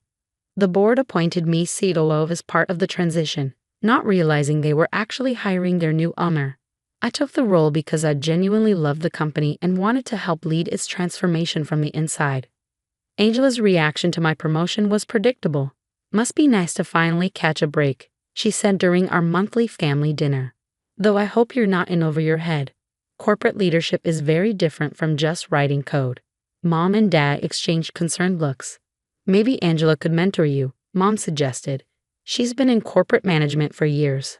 I bit back a laugh, thinking about the acquisition documents sitting in my safe. I'll keep that in mind. But Angela wasn't content with condescension. My promotion had disrupted her carefully maintained narrative of superiority. She'd always been the successful one, the daughter with the prestigious corporate career, while I was just the nerdy coder who couldn't climb the ladder. The first sign of trouble came when Angela began showing up at Palmer Technologies for lunch with mid-level managers, casually gathering information about my role and responsibilities. I watched through my office window as she charmed her way through the departments, playing the concerned sister worried about my ability to handle such a big job. Then came the anonymous emails to HR, suggesting I had faked my credentials. Those were easily disproven, but the intent was clear. Someone was trying to undermine me. "I'm just looking out for you," Angela said sweetly when I confronted her. "Everyone knows tech companies promote women too quickly these days because of diversity quotas. I'd hate to see you fail publicly." I let her play her games, curious to see how far she would go. The answer came yesterday in the form of a thick envelope delivered to the board of directors. Inside was a meticulously crafted dossier of evidence suggesting I had been embezzling company funds, falsifying reports, and engaging in insider trading. Bank statements had been expertly doctored, emails cleverly fabricated, all pointing to massive fraud orchestrated by the new COO. The board called an emergency meeting for Friday morning. Angela must have learned about it through her network of lunch companions, because last night she could barely contain her glee. "The board wants me there tomorrow," she announced at dinner, eyes glittering. "Apparently there's going to be a major leadership change. Mom, Dad, you should come too. For moral support." They agreed eagerly, though neither bothered to ask why I wasn't invited to this meeting about my own job. What my family doesn't know is that I spent the night in my home office, preparing my own dossier. Every lunch meeting Angela had conducted with my employees, every piece of personal information she had gathered under false pretenses, every manipulative email she had sent trying to gather dirt, all of it meticulously documented. More importantly, I finally prepared the documents revealing Palmer Technologies' true ownership structure. Tomorrow morning, my family will learn exactly who they've been trying to destroy. I should be angry. I should be hurt that my own sister would try to ruin my career, that my parents would happily attend my professional execution. But sitting here in my home office, surrounded by evidence of their betrayal, I feel oddly calm. You see, Angela's scheming has given me something invaluable. A perfect opportunity to address not just her sabotage, but decades of family dysfunction. Sometimes the most effective lessons come from letting people believe they've won, right up until the moment they realize they've lost everything. The board meeting is scheduled for 9 a.m. My family will be there expecting to watch my downfall. Instead, they're about to learn why you should never underestimate the quiet one who was just a coder. The stage is set, the players are in position, and for once, I'm looking forward to a board meeting. I arrived at the Palmer Technologies office early Friday morning, wanting to observe my family's grand entrance. Right on schedule, they swept into the lobby at 8:45 a.m. Angela in her power suit, Mom and Dad dressed for what they assumed would be their successful daughter's triumph over their failing one. "Is the board ready for us?" Angela asked the receptionist, practically vibrating with anticipation. Her smile reminded me of when we were kids, and she'd secretly broken my science fair project the night before judging. I watched through my office window as they were escorted to the main conference room. Board members filed in shortly after, looking appropriately grave. Everyone had received my instruction email about playing along with the initial proceedings. At precisely 9 a.m., I wheeled my chair back from my desk and headed for the conference room. Time to start the show. Marcus Chen, our board chairman, was mid-sentence when I entered. "These allegations against Ms. Zhang are extremely serious." "Sorry I'm late," I announced cheerfully, taking my usual seat. Angela's head snapped up, her perfect smile faltering. "Jen, this is a closed board meeting. You weren't invited," she hissed, shooting panicked looks at the board members. I smiled serenely. "Actually, I invited myself. You see, it's somewhat difficult to have a board meeting without the owner of the company." The silence that followed was absolutely perfect. Angela's mouth opened and closed like a fish out of water. Mom's carefully styled hair seemed to deflate along with her smug expression. Dad's face turned an interesting shade of purple. "What are you talking about?" Angela finally managed. "Palmer Technologies is owned by shareholders. It's a public company." "Correction," I said, nodding to my assistant who began distributing folders to everyone present. Palmer Technologies was a public company until 3 months ago, when it was purchased by Zhang Innovations Holdings. Would you like to guess who owns that? I watched realization dawn on the board members' faces as they reviewed the documents. Many of them had wondered about the recent buyout but hadn't known the identity of their new owner. "This is ridiculous," Angela sputtered. "You can't afford? You're just a coder?" I finished for her. "Yes, you've mentioned that. Repeatedly, along with many other things actually. Sharon, could you play the recordings, please?" My assistant activated the conference room's audio system. Angela's voice filled the room. "Look, between us, my sister's not qualified for this position. I'm worried she'll embarrass the company. Have you noticed any unusual transactions in her department?" Recording after recording played. Every lunch meeting, every manipulative conversation, every attempt to gather dirt on me. Angela sank lower in her chair as her careful scheme unraveled. "And then there's this," I continued, holding up the envelope she'd sent to the board. "Falsified evidence of financial crimes, forged documents, attempted corporate sabotage. Tell me, Angela, did you really think no one would verify these allegations before acting on them?" "I was trying to protect the company," she burst out. "You're not qualified for this role. You've never been the successful one, the smart one. I'm the one who deserves to be exposed for corporate espionage." I finished quietly, "to be reported to the SEC for attempting to manipulate stock prices with false allegations. To lose your own job when your employer learns about your actions." The blood drained from her face. Mom finally found her voice. "Surely you wouldn't do that to your own sister. Like she wouldn't try to destroy my career?" I turned to face my parents. "Like you wouldn't come here to watch it happen?" "We were just supporting Angela." Dad protested weakly. "She said you were in trouble." "No," I cut him off. "You were doing what you've always done. Assuming Angela knows best, that she has my interests at heart, that her success somehow makes her more worthy of support and respect." I stood up, addressing the board. "I apologize for the theatrical nature of this meeting, but I needed everyone to understand exactly what we're dealing with. Ms. Zhang, Angela, has committed several serious crimes in her attempt to sabotage my position here. Her actions have exposed this company to potential legal and regulatory risks." Marcus Chen cleared his throat. "What would you like us to do, Ms. Zhang?" I sat back down, folding my hands on the table. "First, I want it on record that the board has reviewed and dismissed all allegations against me as categorically false. Second, I want a formal letter sent to Angela's employer detailing her actions, including the recordings and falsified documents. Her attempts at corporate espionage should be part of her professional record." "You can't," Angela shrieked. "You'll destroy my career. Like you tried to destroy mine?" I asked mildly. "The difference is, these are real documents showing real actions you actually took, not fabricated evidence designed to frame an innocent person." I turned back to the board. "I also want it noted that Angela Zhang and our parents are permanently banned from Palmer Technologies property. Any attempt to contact our employees or interfere with company business will result in immediate legal action." "Jen, please," Mom was crying now, her mascara running. "We're family." "Family?" I laughed, but there was no humor in it. "Family supports each other. Family celebrates success instead of trying to destroy it. Family doesn't forge documents to get someone fired because their ego can't handle someone else's achievements." I pulled out one final document, a copy of my first company's acquisition agreement from 5 years ago. "Do you want to know the real irony? I've been more successful than Angela for years. I sold my first company for $50 million when I was 27. My second sold for $180 million 2 years later. I could have bought that country club membership you wanted so badly, Dad. Could have funded those luxury vacations you were always taking Angela on, Mom." They stared at the document, at the numbers that shattered their carefully maintained family mythology. "But I wanted to succeed on my own terms," I continued. "I wanted to build something meaningful, not just buy status.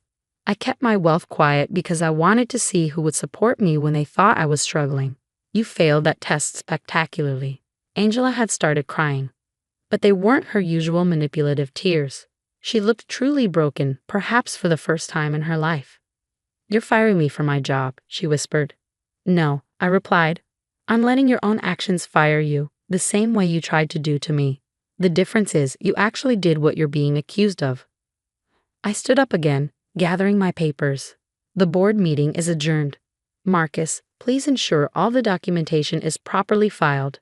Mom, Dad, Angela, security will escort you out. Wait. Angela called as I reached the door. Please, I'm sorry, I was jealous. I couldn't stand that you were finally doing better than me.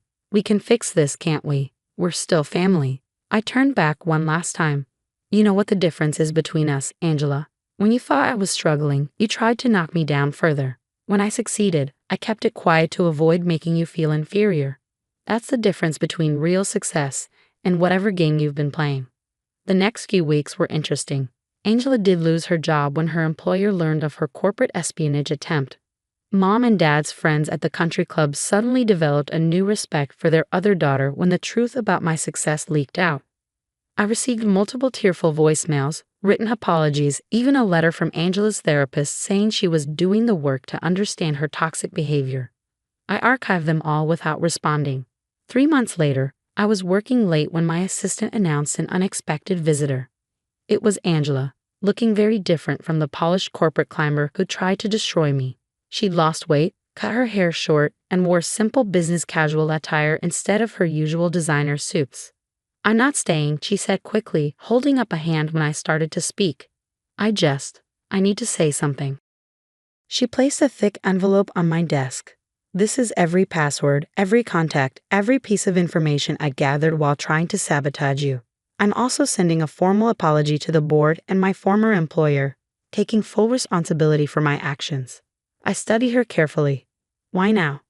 Because you were right, she said quietly, about everything. I've spent my whole life playing a role, the successful daughter, the corporate star. I tried to destroy you because you achieved real success, on your own terms. It terrified me because it showed how hollow my life was. She turned to leave, then paused. I'm starting over. Small company, entry-level position, earning things for real this time. I don't expect forgiveness. I just wanted you to know that you taught me more by letting me fail than our parents ever did by helping me succeed. I waited until she reached the door. Angela? She turned back, hope flickering across her face. Send me your resume in a year, I said.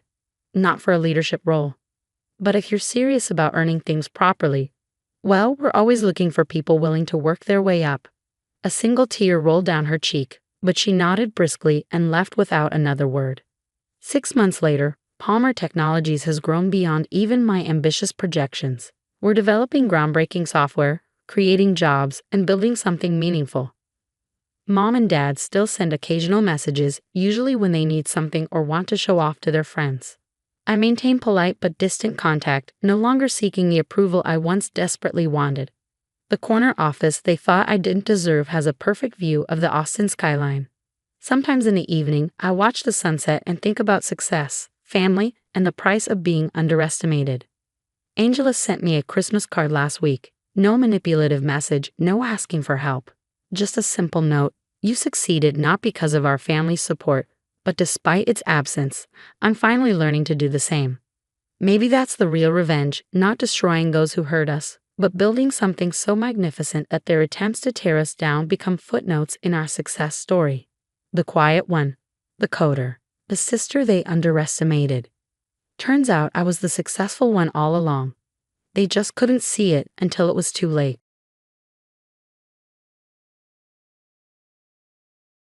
I never thought I'd have to fight for my childhood home at the age of 28, but here I was sitting in the lawyer's office, watching my stepmother Miranda smugly flip through the latest what my father had signed just 2 weeks before his death.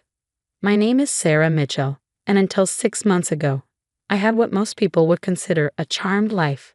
I ran a successful small bakery in downtown Boston, lived in a cozy apartment overlooking the harbor, and had a close relationship with my father, despite the tension that had existed since he married Miranda 3 years ago. Dad had always been my rock, especially after Mom died of cancer when I was 12. For 10 years, it was just the two of us in our beautiful Victorian home in Beacon Hill. He threw himself into raising me alone, never missing a school event or dance recital. When I started showing interest in baking, he converted part of our kitchen into a practice space where I could experiment with recipes. Follow your passion, he'd always say, but make sure you have a solid plan. That's exactly what I did. After culinary school, I worked in several high-end bakeries before opening my own place. Dad was my biggest supporter, both emotionally and financially. He helped me secure the loan for my bakery, using our family home as collateral. This house has been in our family for 4 generations, he told me. It should help build the 5th generation's dreams too. Everything changed when Miranda came into our lives. She was 15 years younger than Dad, with perfectly manicured nails and a smile that never quite reached her eyes. They met at a charity gala where she was working as an event coordinator. Within 6 months, they were married. I tried to be happy for them, really tried. Dad deserved love after spending so many years alone. But something about Miranda set off warning bells. Maybe it was the way she casually mentioned how outdated the house was and how they should sell it. Or how she'd make subtle digs about my career choice, always with that plastered-on smile. A bakery is such a quaint business, she'd say during family dinners. But don't you think you should aim higher, Sarah? Your father's position in the financial world could open so many doors. Dad would usually change the subject during these moments. He hated conflict, always had. But I noticed how he started becoming more distant, our weekly dinners becoming monthly, then barely at all. When I did see him, he looked tired, worried. I should have pushed harder to find out what was wrong. The diagnosis came like a thunderbolt on a clear day. Pancreatic cancer, already stage 4. 3 months at most, the doctors said. Dad handled it with the same quiet dignity he approached everything in life. But Miranda changed almost overnight. Gone was the subtle manipulation, replaced by open hostility whenever Dad wasn't in the room. I'd come to visit and find her whispering to him, stopping abruptly when I entered. Documents would quickly be shuffled out of sight. But most worrying were the new people suddenly always around. Lawyers I'd never seen before, financial advisors who weren't from Dad's firm. Just getting our affairs in order, Miranda would say sweetly when I asked about them. Your father wants to make sure everything is taken care of. I should have fought harder then, should have demanded answers. But how do you fight when your father is dying?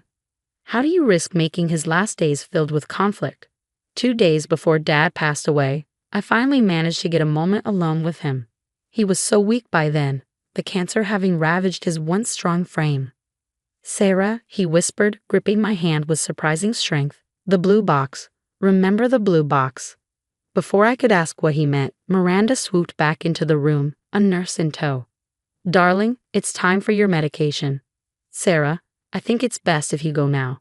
Too much excitement isn't good for him. That was the last time I spoke to my father. He slipped into a coma that night and was gone by morning. I didn't even get to say goodbye. The day of the will reading, Miranda arrived at the lawyer's office dressed in head-to-toe designer black, playing the grieving widow to perfection. Her 2 adult children from a previous marriage flanked her like honor guards. Justin and Ashley, both around my age, both eyeing me with barely concealed contempt. Mr. Patterson, Dad's longtime lawyer, looked uncomfortable as he prepared to read the will. I'd known him since childhood. He'd helped Dad set up my college fund, handled the paperwork for my bakery loan. The fact that he wouldn't meet my eyes sent a chill down my spine. This last will and testament, he began, his voice carefully neutral, was signed by Thomas Mitchell 2 weeks before his death. Witnessed by Gerald Conway and Philip Reeves. I didn't recognize either name, but Miranda's slight smile told me she did. As Mr. Patterson read through the document, I felt the floor dropping out from under me. The house, Dad's investment portfolio, even his majority stake in my bakery. Everything was left to Miranda. I was to receive a small monthly allowance, to be managed by my loving wife as she sees fit. No, I whispered, this isn't right. Dad would never. Oh, but he did, Miranda cut in smoothly. Your father realized that you needed guidance. Structure. He was very concerned about your ability to manage such significant assets. That's a lie. I stood up so quickly my chair toppled backward. Dad helped me build my business. He believed in me. was clearly not thinking clearly near the end. Miranda finished, her voice dripping with false sympathy. The cancer medications, they can affect judgment. Mr. Patterson cleared his throat. There is one other matter. Mr. Mitchell's safety deposit box at First National Bank. He left specific instructions that it should be opened only after the will reading in the presence of all parties. Something flickered across Miranda's face. Uncertainty? Fear? But it was gone so quickly I might have imagined it. Well then, she said, rising gracefully, shall we proceed to the bank? As we walked out of the office, Miranda fell into step beside me. I've been thinking, she said quietly, so only I could hear. That old house really is too big for just me. I'll probably sell it. Unless, of course, you'd like to rent it. At market rate, naturally. I stopped walking, my hands clenching into fists. That house has been in my family for generations. Her smile was pure poison. Not anymore, dear. Not anymore. The drive to the bank was silent, heavy with unspoken tensions. I kept thinking about Dad's last words to me. The blue box. Remember the blue box. What had he been trying to tell me? First National Bank was a grand old building in downtown Boston, all marble columns and brass fixtures. The bank manager led us down to the safety deposit box room, his keys jingling with each step. Mr. Patterson followed, carrying a thin folder. Box 2317, the manager announced, inserting his key. Mr. Patterson used a second key, and the box slid out smoothly. Inside was a single blue metal box, about the size of a shoebox, with a simple combination lock. My heart started racing. This was what Dad had been trying to tell me about. Well, Miranda demanded. Open it. Mr. Patterson shook his head. According to Mr. Mitchell's instructions, only Sarah knows the combination. All eyes turned to me. Miranda's confident smile wavered slightly. I stared at the lock, my mind racing. What would Dad have used? What number would he expect me to remember? Then it hit me. The date we opened my bakery. The day Dad said his investment in my dreams had paid off. With trembling fingers, I turned the dials. 0 to 41 to 7. The lock clicked open. Inside the box, neatly organized, were several envelopes and a USB drive. But what caught everyone's attention was the small voice recorder sitting right on top, with a post-it note in Dad's handwriting. Play me first. I picked up the recorder with shaking hands and pressed play.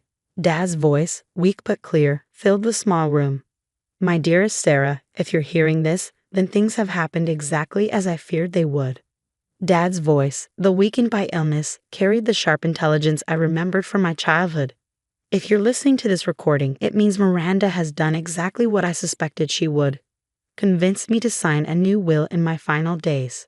I heard Miranda's sharp intake of breath beside me as Dad continued. What she doesn't know is that I've been documenting everything since the day she first suggested I update my will.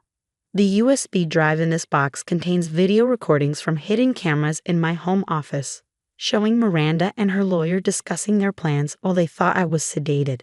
You'll also find copies of emails between them, discussing how to manipulate me when the medications made me confused.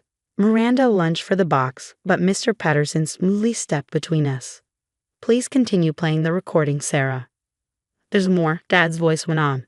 In the green envelope, you'll find the real will I signed and had notarized 2 months ago, when I was still clear-headed.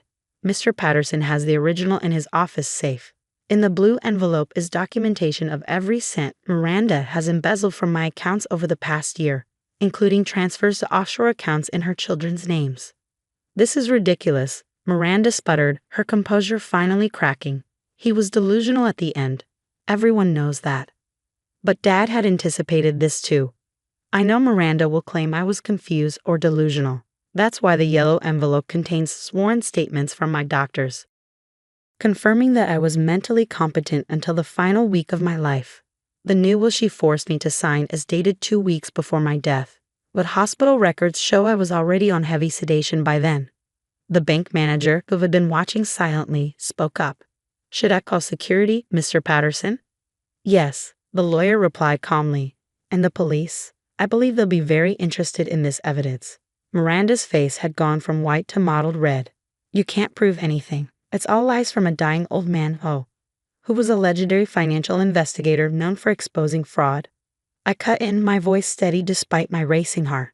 who taught me everything he knew about following money trails and spotting cons. That dad. Justin and Ashley, who had been edging toward the door, found their escape blocked by two burly security guards.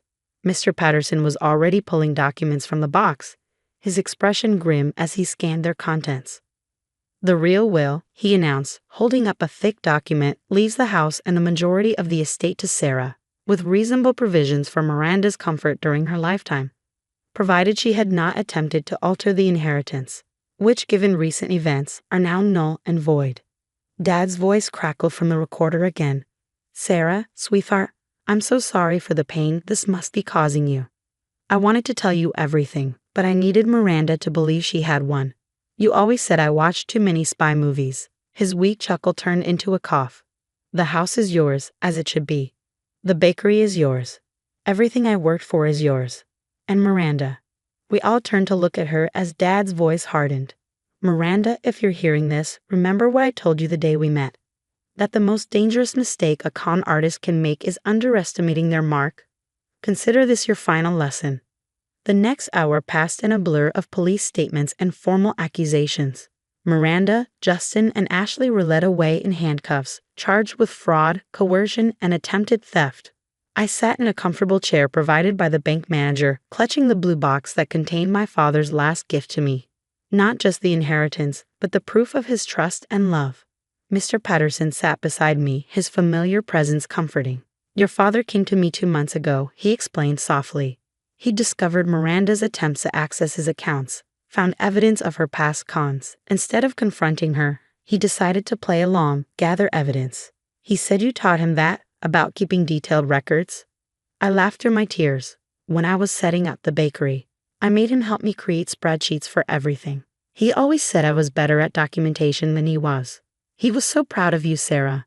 Every time you achieved something new with the bakery, he'd come into my office just to brag about his amazing daughter. The aftermath of Miranda's arrest played out over the following months. The evidence Dad had gathered was overwhelming, not just of her attempt to steal his estate, but of similar cons she pulled in other states. She and her children had targeted wealthy, terminally ill men before, but never anyone as thorough as my father. The day I moved back into our family home was bittersweet. Every room held memories. Dad teaching me to dance in the living room, our epic baking fails in the kitchen, the countless nights we'd spent in his study as he taught me about business and finance. I found one last surprise in his study, a letter tucked inside his favorite first edition Sherlock Holmes book. The paper was thick, expensive, the kind he used for special occasions. My dearest Sarah, it began, if you're reading this, then our plan worked. I know it must have hurt, watching Miranda try to take everything we built together. But you taught me something important with your bakery, that sometimes you have to be patient, let things develop properly, like a good sourdough starter. I laughed out loud at the baking reference. Classic Dad. I'm leaving you more than just the house and the business, Sarah. I'm leaving you the knowledge that you're stronger than anyone who tries to deceive you, smarter than those who underestimate you, just like your mother was. The letter went on, sharing memories, dreams, and one final surprise. He'd already paid off my bakery loan in full. Consider it my last investment in your dreams, he wrote. 6 months after Miranda's arrest, my bakery was thriving. I'd expanded into the space next door, adding a cafe section where people could sit and enjoy their pastries. The walls were decorated with photos of Dad and me throughout the years, and one special picture, Mom and Dad on their wedding day, standing in front of our Victorian home. Every morning, as I unlock the bakery's front door, I think about everything Dad taught me. About business, yes. But more importantly about love, trust, and the power of playing the long game when fighting injustice. Miranda and her children eventually took plea deals, avoiding longer sentences in exchange for returning all the money they'd stolen from their previous victims. I testified at the sentencing, not for revenge, but to ensure the judge understood the pattern of their crimes. They didn't just steal money, I told the court. They tried to steal the legacy of love between parents and children. They tried to corrupt the trust that makes families strong. The Victorian house is full of life again now. I host weekly dinner parties for friends, baking my way through Mom's old recipe box that Dad had carefully preserved. Sometimes Mr. Patterson joins us, sharing stories about Dad that make me laugh and cry in equal measure. Last week, While cleaning out an old closet, I found Dad's collection of spy novels. Tucked inside one was a bookmark with his favorite quote, "The best revenge is living well." Below it, in his neat handwriting, he added, "And having better evidence." I keep that bookmark in my office at the bakery now, a reminder that love doesn't just give us strength, it gives us wisdom, patience, and sometimes the perfect recipe for justice. They say you can't choose your family, but that's not entirely true. Every day, we choose how to honor the family we've lost, how to protect what they built, and how to carry their legacy forward. Dad chose to protect me one last time, using the very skills I had learned from him. And I choose to remember him not just through photographs or inheritance, but through every loaf of bread I bake, every business lesson I share, and every moment I spend in the home he fought so cleverly to preserve for me. As for Miranda's designer clothes and expensive jewelry, they were auctioned off to help repay her victims. I kept only one thing, the fake Cartier watch she always wore. It sits in my office drawer, a reminder that some things in life, like some people, aren't what they appear to be. But others, like my father's love and trust in me, are more genuine than any diamond. Every evening, as I close up the bakery and walk home to our beautiful Victorian house, I think about Dad's final lessons, about patience, preparation, and the power of believing in yourself. Sometimes I swear I can hear him chuckling, saying, "Follow your passion, but make sure you have a solid plan." I did, Dad. I did.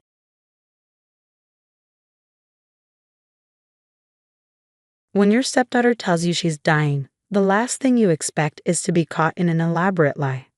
But that's exactly what happened to me last spring, and it cost me more than just money.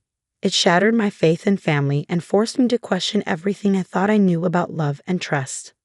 I'm Catherine Walsh, 52, married to Tom for the past 15 years. His daughter Ashley was 12 when we first met, and I'd spent years trying to be the perfect stepmother, supportive but not pushy, loving but respectful of boundaries. Now at 27, Ashley had grown into a beautiful young woman with her father's charm and her late mother's delicate features. The day everything changed, I was in my home office reviewing client files for my real estate business when Ashley called, crying so hard I could barely understand her. "Can you come to the hospital?" she managed between sobs. "Please don't tell Dad yet. I need you." I'd never heard her sound so vulnerable. Despite our generally good relationship, Ashley usually went to her father first with any problems. This was different. An hour later, I sat in a sterile consultation room at Northwestern Memorial Hospital, holding Ashley's trembling hands as she told me the news that would set everything in motion. "It's stage 4 pancreatic cancer," she whispered, tears streaming down her face. "They're getting me 6 months, maybe less." My world tilted on its axis. Ashley was young, healthy, had her whole life ahead of her. She'd just gotten engaged to James, her boyfriend of 2 years, and they were planning a small wedding for next year. "Oh, sweetheart," I pulled her into my arms, my own tears falling now. "We'll get other opinions, the best doctors, experimental treatments, whatever it takes." She shook her head against my shoulder. "I don't want to spend my last months in hospitals. I want to marry James. I want one perfect day before." She couldn't finish the sentence. "Of course," I said immediately. "We'll move the wedding up. Whatever you need." But I want it to be special. Ashley looked up at me, her green eyes swimming with tears. "The wedding I've always dreamed of. At the Peninsula Hotel, with the crystal ballroom and the garden terrace. I know it's expensive. Don't worry about the money," I heard myself say. "I'll take care of everything." The Peninsula Hotel was one of Chicago's most exclusive venues with a 2-year waiting list for weddings. But I had connections through my real estate work, and money could make things happen quickly. I'd have to sell my vacation home in Michigan, the one thing I'd kept from my life before Tom. But what was a house compared to giving my dying stepdaughter her dream wedding? Looking back, I should have seen the red flags. The way Ashley insisted on keeping her diagnosis secret from everyone except James and me. How she didn't want her father involved in the wedding planning. The convenient excuse that she didn't want him to worry to see him suffer through another loss after her mother's death from breast cancer 15 years ago. But grief and panic have a way of blinding you to things you might otherwise question. I threw myself into planning the perfect wedding, pulling every string I had to make it happen in just 6 weeks. The Peninsula's events manager was an old client who owed me a favor. The florist was a friend who agreed to work overtime. The designer boutique that had Ashley's dream dress made alterations their top priority after I explained the situation. Money flowed out of my accounts like water. The venue deposit alone was $50,000. The dress was another $15,000. Flowers, catering, music, decorations. Every time I turned around, there was another bill to pay.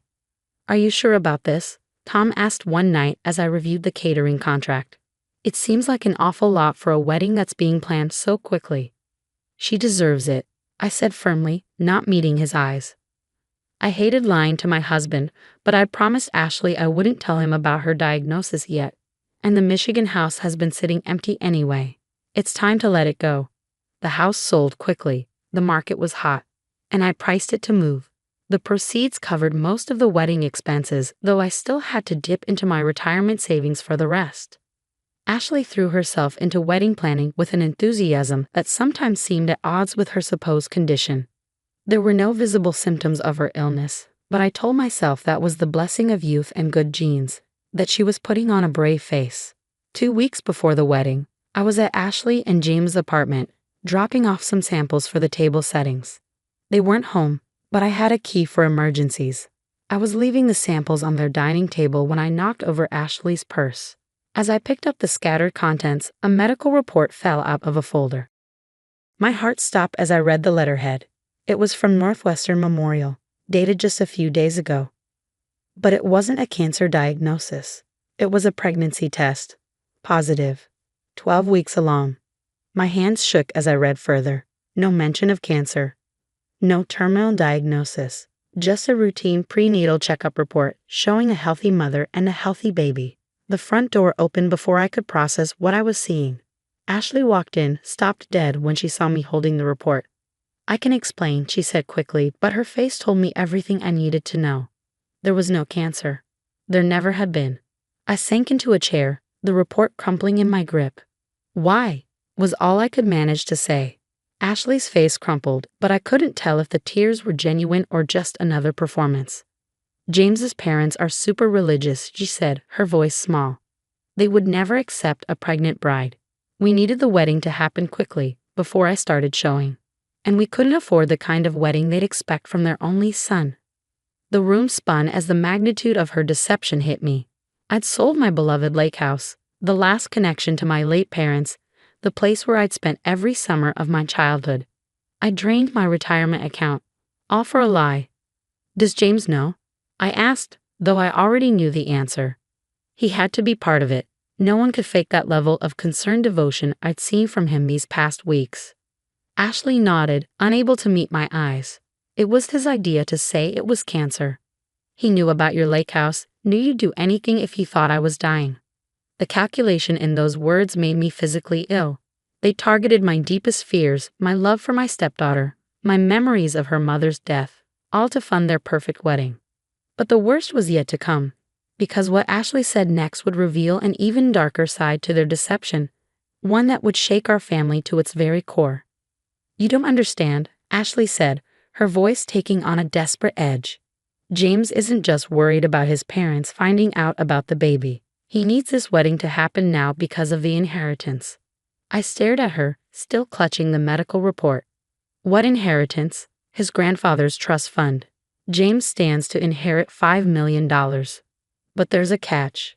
He has to be married in a socially appropriate manner before he turns 30. That means a big wedding, at a prestigious venue with all the right people attending.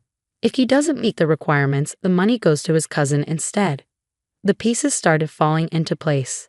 "And when does he turn 30? "Next month," Ashley whispered, right after the wedding. My mind raced back through everything I knew about James. The prestigious law firm job he just left to start his own practice. The expensive clothes and watches he somehow afforded on a starter lawyer's salary. The way he'd encourage Ashley to dream bigger for the wedding, knowing I would pay for it all. "So this was never about the baby," I said slowly. "You used my love for you, made me think you were dying. Also, James could get his hands on his trust fund." Ashley's face hardened slightly. "We're going to pay you back with interest. As soon as James gets the inheritance. Do you hear yourself?" I cut her off. "You faked having cancer, Ashley. cancer.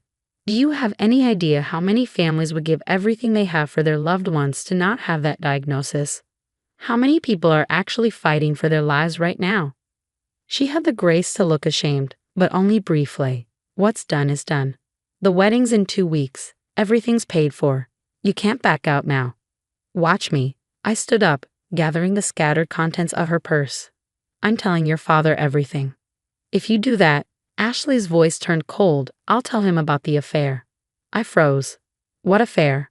The one you're having with Michael Bennett, Dad's best friend. I saw you having lunch with him last month at the Four Seasons. Very cozy. I almost laughed. Michael Bennett is my real estate attorney. We were discussing the sale of my lake house. The one I sold to pay for your fake dream wedding. I have the billing records to prove it. But Dad doesn't know that, Ashley countered. And Michael's wife just left him. How do you think it would look? The secret meetings, the large bank transfers, the emotional distraction you've been showing lately. I sat back down, suddenly understanding the full scope of her manipulation. She'd planned this, created a backup story to keep me quiet if I ever discovered the truth. When did you become this person? I asked quietly. What happened to the sweet girl who used to help me bake cookies for the homeless shelter? Who cried when she found injured birds in the garden? Something flickered in her eyes. Regret, maybe, or just annoyance at being confronted with who she used to be. But before she could respond, we heard keys in the door again. James was home. He took in the scene, me with the medical report, Ashley's defensive posture, and his handsome face went blank. Not surprised, not angry. Just calculated. I see we're having a family discussion, he said smoothly, setting down his briefcase. Perhaps we should all talk this through calmly. There's nothing to discuss, I said, standing up again. The wedding's off. I'm calling the vendors tomorrow. James's smile didn't waver. That would be unwise, Catherine. You see, Ashley isn't the only one who's been watching and gathering information. He walked to his briefcase, pulled out a folder. Your real estate license is up for renewal next month. It would be a shame if the board received evidence of certain irregularities in your recent transactions. What irregularities? The lake house sale, for instance, sold well below market value with some very creative accounting to avoid certain taxes. I'm sure there's a reasonable explanation, but investigations can be so time-consuming and damaging to one's reputation. My blood ran cold. He'd been planning this too, documenting everything I'd done to quickly sell my house and fund their wedding. Actions that, taken out of context and twisted the right way, could indeed look suspicious. You're blackmailing me, I said flatly. We prefer to think of it as protecting everyone's interests, James replied. The wedding happens as planned. 2 weeks later, I receive my inheritance. We then buy you a new lake house. Larger, better location. Everyone wins. I looked between them, my stepdaughter and her fiancé, both watching me with a mixture of threat and false sympathy. In that moment, I saw them clearly for the first time. They were perfect for each other, but not in the way I'd originally thought. Okay, I said quietly. You win. The wedding goes forward. They both relaxed slightly, James's smile turning triumphant. I knew you'd see reason. But I held up my hand. I have one condition. We tell your parents everything, James. Tonight. All of it. The baby, the trust fund requirements, everything. If they still want this wedding to happen, fine. But no more lies. Absolutely not, James snapped, his smooth facade cracking. My parents are coming to dinner at my house tonight. I finished for him. Ashley told me yesterday they'd accepted the invitation, so either you tell them or I will. They tried to argue, to threaten, to negotiate, but I stood firm. Either the truth came out on their terms or on mine. That night, over a dinner I could barely eat, James and Ashley confessed everything to his shocked parents. The pregnancy, the trust fund manipulation, the fake cancer diagnosis. What happened next surprised us all. James's father, a stern federal judge I'd only met twice, listened to the whole story in silence. Then he started to laugh. Did you really think we didn't know about the pregnancy? He asked his son. Your mother volunteers at that hospital. She saw Ashley's name on the patient list weeks ago. James went pale. But the trust fund requirements were meant to ensure you married someone you truly loved in a way that honored our family's values, his mother said quietly. Not to force you into an elaborate deception that hurt everyone around you. The money was never real, his father continued. The trust fund exists, yes, but the marriage clause was something I made up when I saw how materialistic you were becoming. I wanted to see what you would do, if you would choose love and honesty, or if you would scheme your way to what you wanted. The silence that followed was deafening. James looked like he'd been hit by a truck. Ashley was crying, but this time I thought the tears might actually be real. The wedding is canceled, I said into the silence. I'm calling everyone tomorrow. No one argued. The next few weeks were a blur of cancellations, refunds, and difficult conversations. I told Tom everything, showing him the evidence of Ashley's deception. He was devastated, not just by her lies, but by how calculated and cruel she'd been. Some vendors took pity on us and refunded their deposits. Others kept them, understandably. I lost about 60% of what I'd spent, including the lake house. But somehow, that didn't hurt as much as losing my faith in the daughter I thought I'd raised. Ashley and James broke up 2 months later. Without the prospect of millions, their perfect partnership crumbled. She moved back home, humbled and genuinely remorseful for the first time. I don't expect you to forgive me, she said one night, finding me in the kitchen after everyone else had gone to bed. But I want you to know that losing your respect hurts more than losing the wedding, the money, even James. I looked at her, really looked at her. She was 6 months pregnant now, showing clearly, her face stripped of the manipulative confidence she'd worn like armor. You know what the saddest part is? I said finally. If you just told me the truth from the beginning, about the baby, about wanting a nice wedding before you started showing, I would have helped. Not with selling my house, maybe, but I would have found a way, because that's what family does. I know that now, she whispered. I got caught up in James's dreams, his plans. I forgot who I was, who you raised me to be. Slowly, carefully, we began to rebuild. Ashley had her baby, a girl she named Catherine after me. It was a peace offering, a promise to do better, to be better. I never did get the lake house back, but last summer, Ashley found a small cottage for rent on the same lake, just a few miles from my old place. She used her savings to rent it for a month, invited me to spend time there with her and the baby. It's not the same, I know, she said as we sat on the deck, watching the sunset over the water. But maybe we can make new memories here. Better ones, built on truth this time. I looked at my granddaughter, sleeping peacefully in her carrier, and felt something heal inside me. Not everything, some broken trust can never be fully repaired, but enough to move forward, to find a new kind of relationship with my stepdaughter. People often ask me if I regret not exposing Ashley and James more publicly, not making them face bigger consequences for their deception. But the truth is, they are facing consequences. James lost not just his inheritance, but his family's respect. Ashley lost her dream wedding, her perfect fiancé, and had to rebuild her life as a single mother. And me? I lost a house but gained wisdom. I learned that sometimes the people we love most can hurt us deepest, but that doesn't mean we stop loving them. We just love them differently, more carefully, with clearer eyes and stronger boundaries. Last week, I received a letter from James's mother. Inside was a check for half of what I'd spent on the wedding. This doesn't make it right, she wrote, but it's a start. Thank you for having the courage to tell us the truth. You saved not just your family, but ours too. I haven't decided if I'll cash the check yet. Part of me wants to use it as a down payment on a new lake house. But another part thinks maybe it's better to let go of the past entirely, to build something new instead of trying to recreate what was lost. After all, that's what real love does. It builds new things from the ashes of what was broken, hoping that what rises will be stronger, truer, and more authentic than what came before.